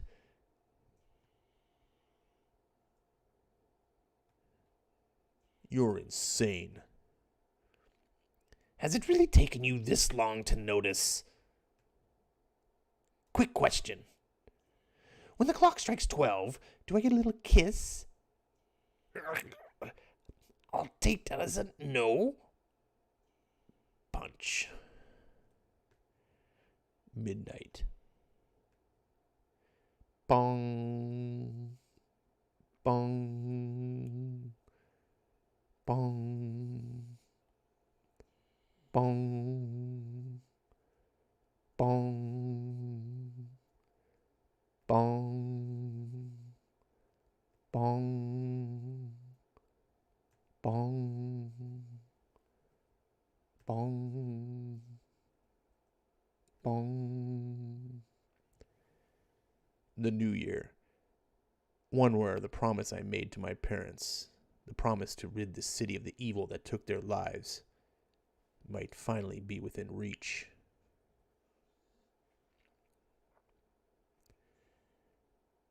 Nice. I like that issue. That was a good issue.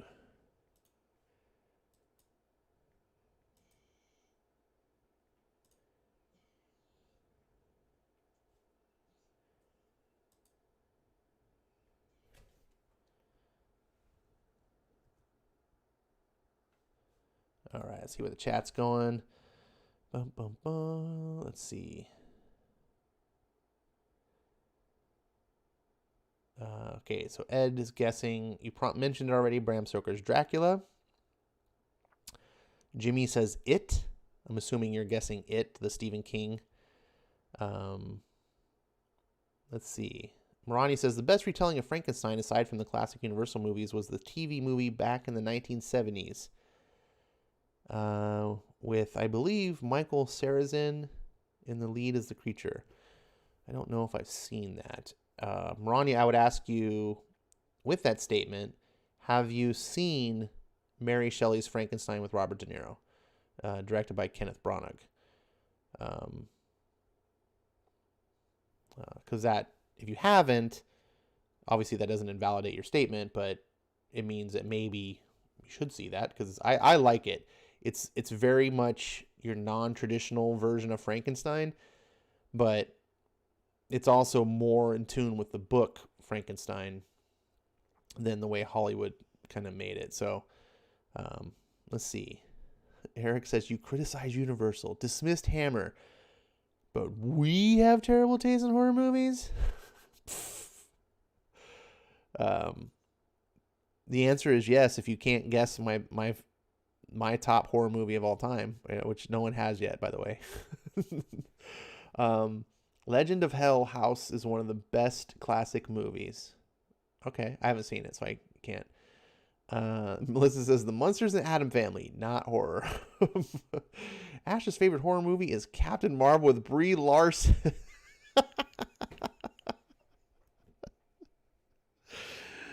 Oh, well, that is a horror movie. It's very scary. It's not my favorite. Eric says, see how I purposely misconstrued what Ash said? You are a master, my friend. I learned from the best. Ed says, them lower teeth on Joker are 4 inches long. Dragon Ball says, bad art. It's not bad art. It's stylized art. Not everything is meant to be realistic. I, for one, prefer impressionistic over realism when it comes to art anyway. And I think in the modern world of art, we're starting to see, I should say in the modern world of comic art, we're starting to see a slant towards realistic art, which is kind of disappointing. one of the best examples I can think of is the current Daredevil. And I like the artist a lot, Mark Tichetto. But the one criticism I have of his work is he draws everything like it's like he's trying to draw real. Like, this is how it would look in a movie. Which would be cool if I'm watching a movie. I understand movies can't look like comic books. But, jeez, dog. Sorry, my dog's. Anyways, I just, yeah. Superheroes, I don't want them to look like dads. I want them to look like larger than life superheroes. Let's see. Melissa says, Two-Face having a problem down there, if you know what I mean. Wink, wink. Oh, man. Let's see. He's not Two-Face yet, Melissa. Maybe that's why he becomes Two-Face. Let's see. Army of Darkness is Ash's favorite Halloween movie. Eric says Evil Dead. Good guess. At least that was a good guess. Dragon says, good call, Eric. I bet it's Evil Dead. It is not Evil Dead. Now remember, I also, the clue is this isn't just my favorite horror movie. It's what I consider to be the best horror movie ever made. To me, it's a perfect 10 out of 10 horror movie. So I'm a big fan of Evil Dead, as you can tell by my avatar and stuff and the whole Ash. But I don't consider Evil Dead the best horror movie ever made by a long shot. It's definitely a guilty pleasure. And I really love Evil Dead, not because of the horror at all. I love it because of the fun, the comedy. He's going to put the hammer on you. Herman Munster is a Frankenstein monster. He is definitely a take on the Frankenstein monster. Ed says, I'm a big fan of realistic art. Okay. I mean, realistic art, there's nothing necessarily wrong with realistic art. And sometimes it's cool. But I think the current area that we're in is everything just looking so real. And it's like, when we just watch a TV show, then, like, I think when you're letting someone draw, when you're letting someone be, put pencil or pen or paint to page, having them be photorealistic just take photos. But being able to add that amount of imaginative style to it, and of course there's a limit, right? I don't want to look at a Picasso painting like that. That's too far the other way. But I like when you can have style. Eric says Night of the Living Dead. No, Night of the Living. First of all, you think Night of the Living Dead is one of the greatest horror movies ever made, and you think I would think that? Come on. Daybreak's not even as good as Night of the Living Dead, RDV. Come on. Jimmy says Young Frankenstein, Mel Brooks. Jimmy, horror. Not the funniest movie, not the best comedy ever made. I said the best horror movie. Ed says Texas Chainsaw Massacre. Really? This is what you guys think is the best horror movies ever made? Jimmy says, why are we talking art here while I'm doing an Art 101 essay? I don't know. Coincidence? Eric says Exorcist. Okay, there we go. It's not Exorcist, because I don't like biblical horror. But that is a good guess. Like, Exorcist at least is a top tier horror film. Does your favorite horror movie have zombies, vampires, ghosts, or werewolves in it? No. Comic Quirks with Jimmy says The Omen. No.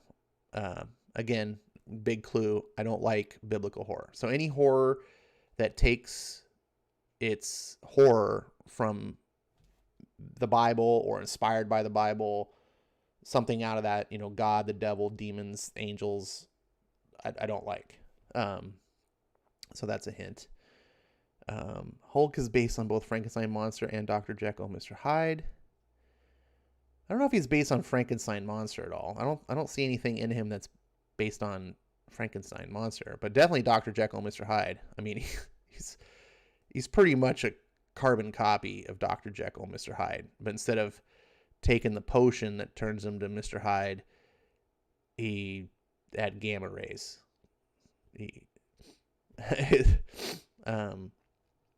Melissa says, my son said Barbara is hot.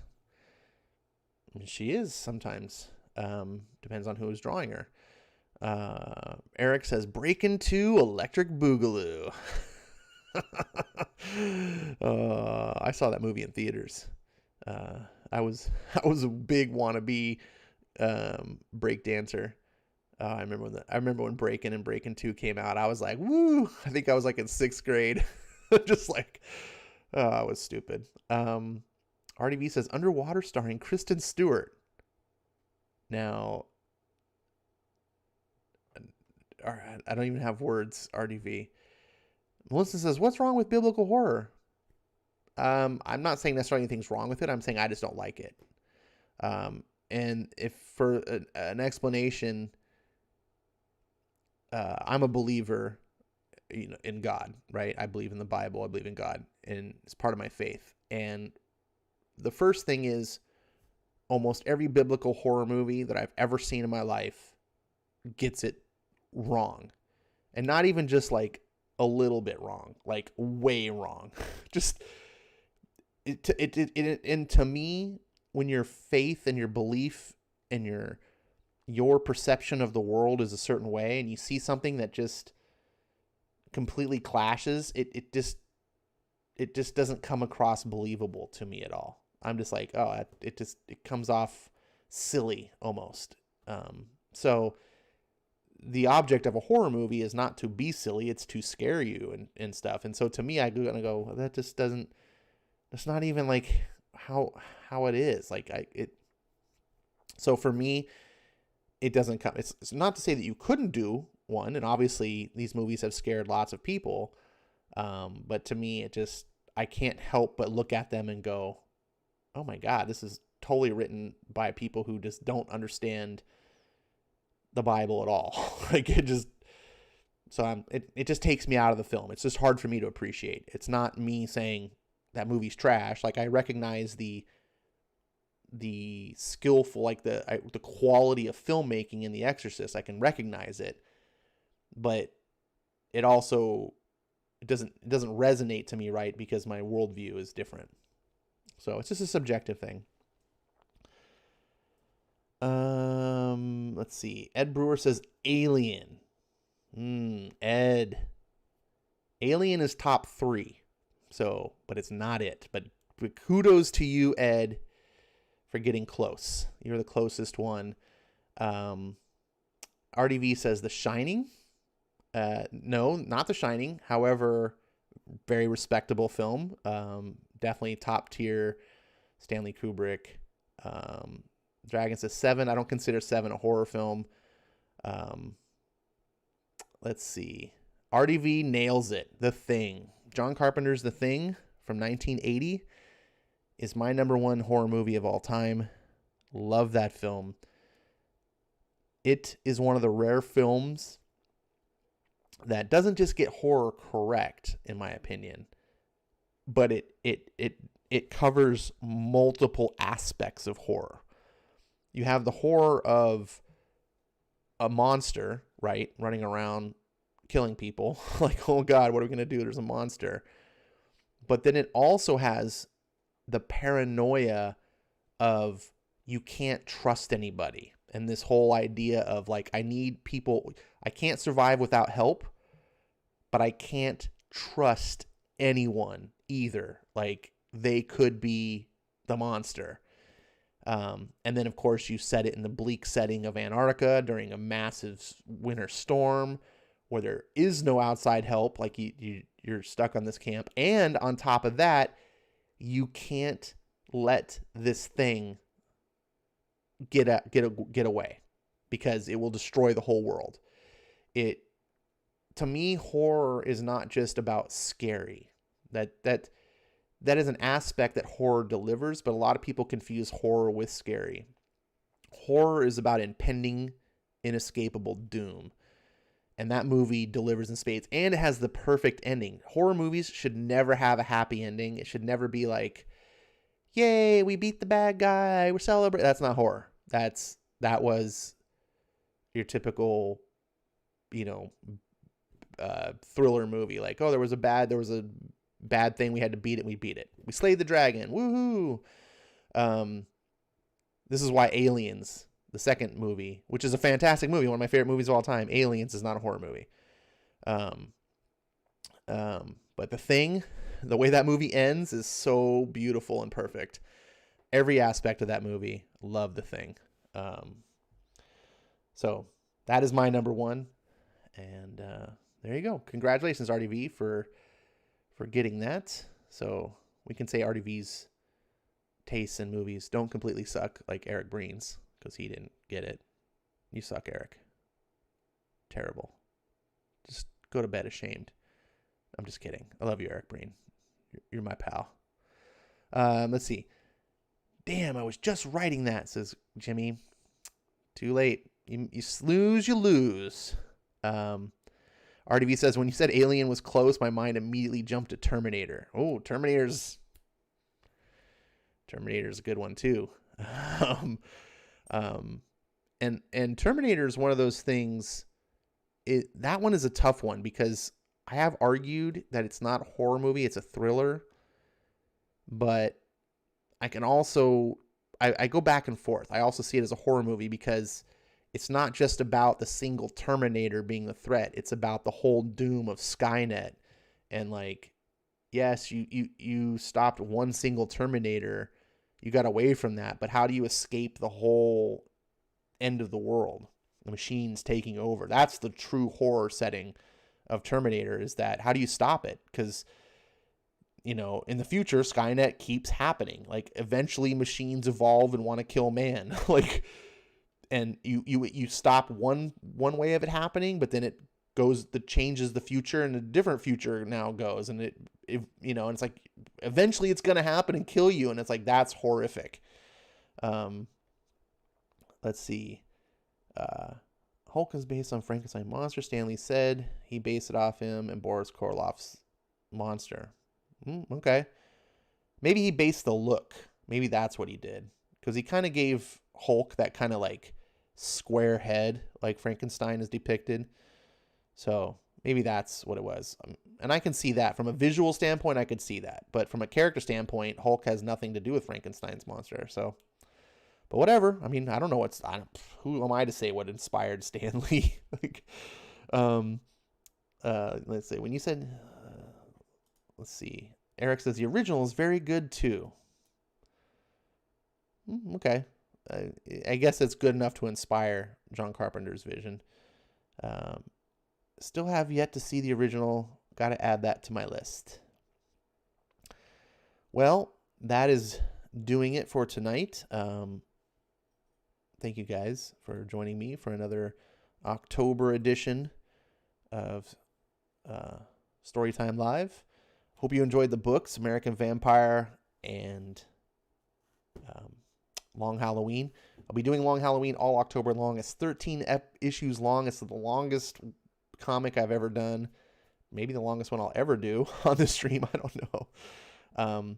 American Vampire is only, I believe, 6 issues. And then I'll be doing another book after.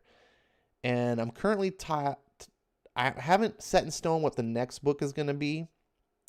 But I have 2 in mind that I'm thinking of doing, and I'm not 100% sure what to do. I don't know if I should keep it a secret, or if I should put it to a vote, or if I just should let you guys keep submitting ideas of what would be a good Halloween themed book to read, because maybe there's something out there that I'm not aware of. But that's what I want to do, is something Halloween themed, and these 2 would be it. One is more than the other, so I'm kind of tending towards one for that reason, because the other one I feel like I could just do anyway, anytime. I mean, I could do any of these anytime anyway, but yeah. So what do you think? You guys want to throw me some suggestions on a book to do? What would be good? Should I put this up to a vote? Should I keep it a surprise and just pick one myself? I think whatever one I pick, it's going to be good. They're both done by 2 really good writers, at least in my opinion. Um, so yeah, it's just a little after midnight. Jimmy says, Thor, God of Thunder. Yeah, that's real Halloween theme there, Jimmy. It's definitely scary. Just kidding. Yeah, so that's a tough thing about doing the YouTube videos, because like there's a delay. And then, of course, not only is there a delay in you hearing me from when I talk, but then there's a delay in you typing. So I have to like ask a question, then wait for like the 7-second delay, and then wait for you to type in a response. And if you're on a phone or something, that could be like 30 seconds later you guys respond. So it's difficult. I have to like ask a question and then do a little sideshow carnival. You know, here come. I don't know the lyrics to that. Ed says, is Sandman free on Comicsology? That is a very good question, Ed. Fortunately, I have Comicsology right here.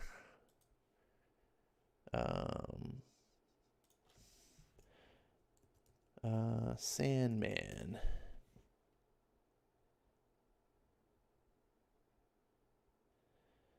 Why, yes, it is.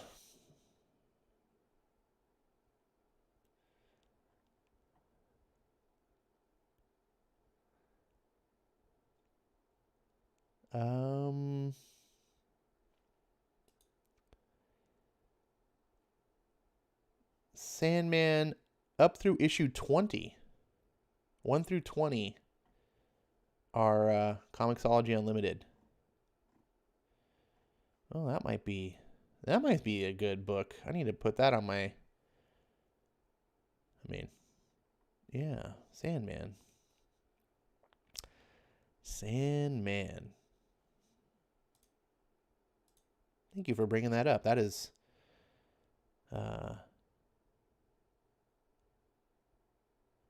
Ed says just a standalone issue or two. That could be interesting.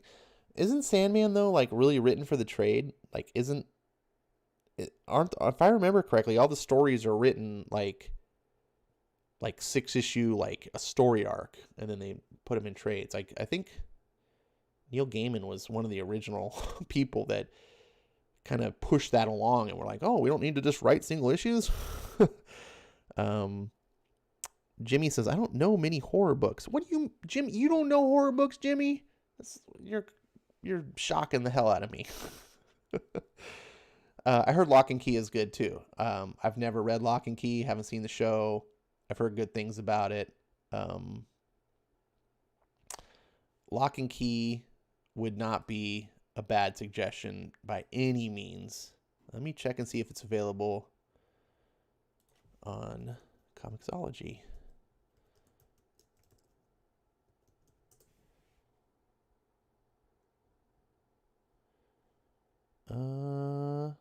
Yeah, volume 1 is at least.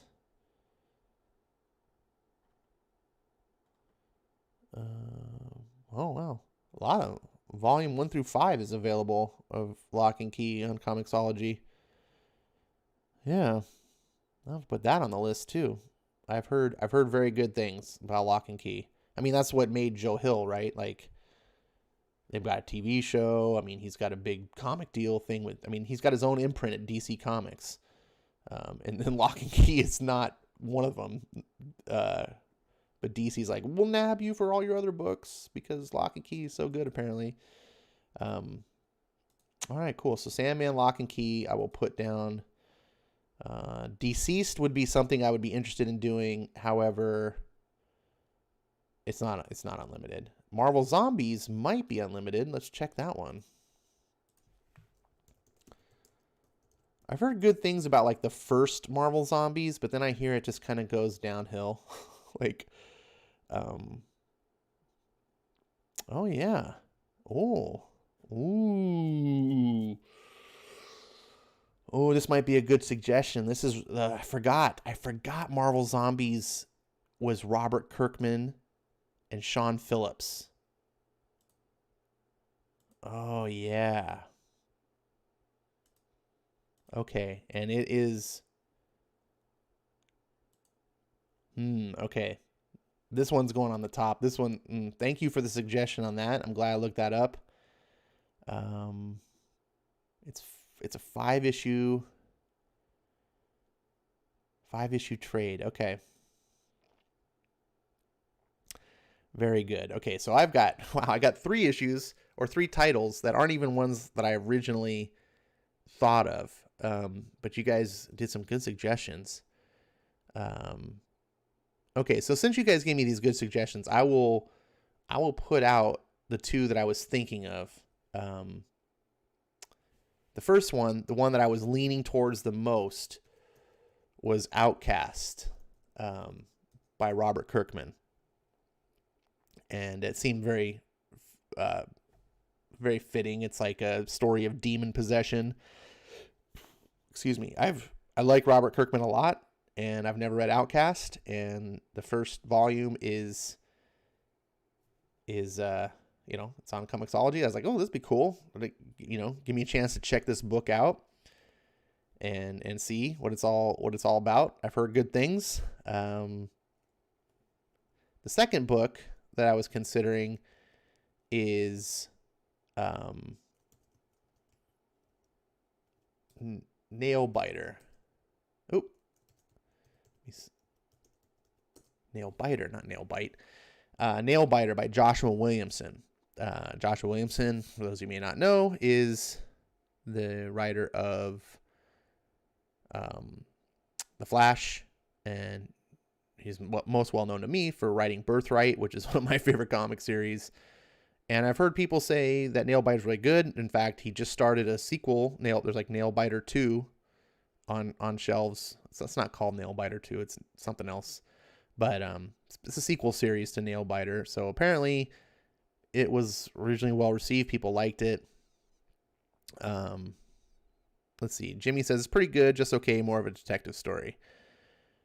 And that is one of the reasons why I was leaning towards Outcast more, because what I've read about it is that it has to do with, a serial killer and stuff like that. And I'm like, oh, okay, so it's loosely tied to a Halloween type thing. It's not, it's what Jimmy said. So I was like, Outcast seems to be more horror elements, so I could do Nail Biter later. It's not like any of these books would be off the list and I would never read them. It's just more of, for October, which one is like the most fitting for the Halloween thing.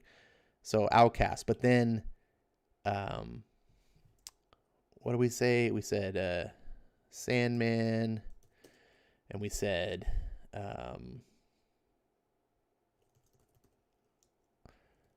Lock and Key, and we said Marvel Zombies. So, Sandman, I can see fitting towards a Halloween thing because it has some horror elements to it, but it's also would be very fitting non-Halloween. Lock and Key, I think it's a horror comic. Like, from what I understand of it, it's in fact, from what I understand of Lock and Key, it's a very Cthulhu-esque style horror, which is my kind of horror. That's kind of interesting. RDV says Captain Marvel. That's too scary for this channel, RDV. Come on. But Marvel Zombies seems to be my top choice because Marvel being epitome of comics, zombies being horror. I think that's something I'm really leaning towards. And it's Robert Kirkman, which is also Outcast. So it's like, of the two, Jimmy says, dude, Outcast is my favorite horror book. The first issue is literally freaky. I don't know if that seems like a weird use of the literally freaky and not figuratively freaky. Marvel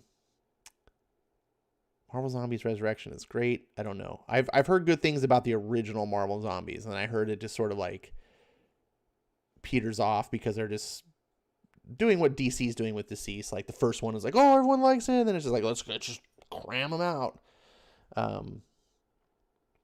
So I can't do Deceased unless someone's gonna buy it for me, RDV. It's not unlimited. So but Marvel Zombies is the original Deceased, right? Jimmy says, books don't scare me that much, but holy crap, Outcast had me a couple of times. Well, that's good to know. I don't think horror has to be scary, though. Let's see.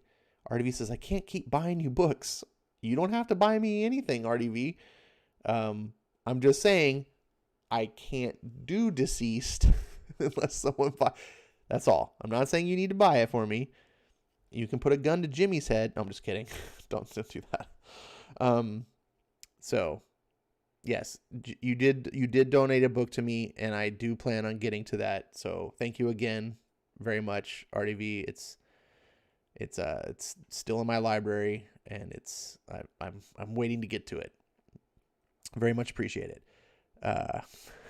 Lol, Grifter wants money to read.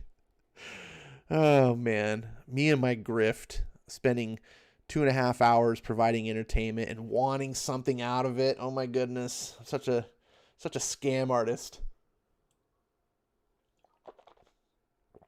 Man, if I was getting $15 minimum wage doing this, I'd be getting like $45 to do this instead of getting nothing. Ed says, we'll read for food. I would read for food. I mean, I read for free, so, I mean, I love food, so if someone's going to give me good food. Ash, the story is very great. A lot of character development, a lot of plot. It's a twist of the town against one-person tale, but not by choice. Very crazy book. My vote, Outcast. All right. Well, I mean, Outcast was obviously my choice for a reason, but I had forgotten about Marvel Zombies. And it is Kirkman, too. Robert Kirkman's Marvel Zombies. I don't know if you've ever read Marvel Zombies, Jimmy. RDV says we'll read for comics. All right. Melissa keeps saying bye. I think she wants to leave. I want to thank you guys one more time for being here. Those of you that are still here. Hopefully you enjoyed tonight's comics. Hopefully you enjoyed me blathering about nonsense, talking about comics. I enjoyed all your comments. You guys feel free to send me tweets or Discord suggestions or whatever you want to communicate to me about what you think. I want to say right now that Marvel Zombies is on the top of my list currently. I just think it just seems so perfect, right? It's Marvel Zombies. I think that's a book that everyone, I mean, I've been wanting to read forever. Just at least the first one, just to like experience it. Same way with like Deceased, just to experience it. So we'll see. But your guys' opinion does matter. If all of you were to suggest, oh, we want this, then definitely I'd pay attention. But if it's just Jimmy, I'm gonna ignore him. I'm just kidding, Jimmy. That was a joke. I'm gonna take off and go listen to some more Brandon Sanderson. Cannot get enough. It's such a good book. So good. You guys, by the way, hopefully you're reading good books. By all means, don't waste your time with bad books. There's so much good out there. Don't waste your time with the crap. Don't waste your time even with the mediocre. Find the great stuff, the stuff that really moves you. That's the great thing that writing can do. So hopefully you're finding that. And if you do find it, share it with others. Let other people know. Don't keep it a secret. Word of mouth is how great works spread. I want to thank you, and I want to say good night, and I will see you Tuesday. Man, week's flying by. Tuesday night, same Ash time, same Ash channel. Take care.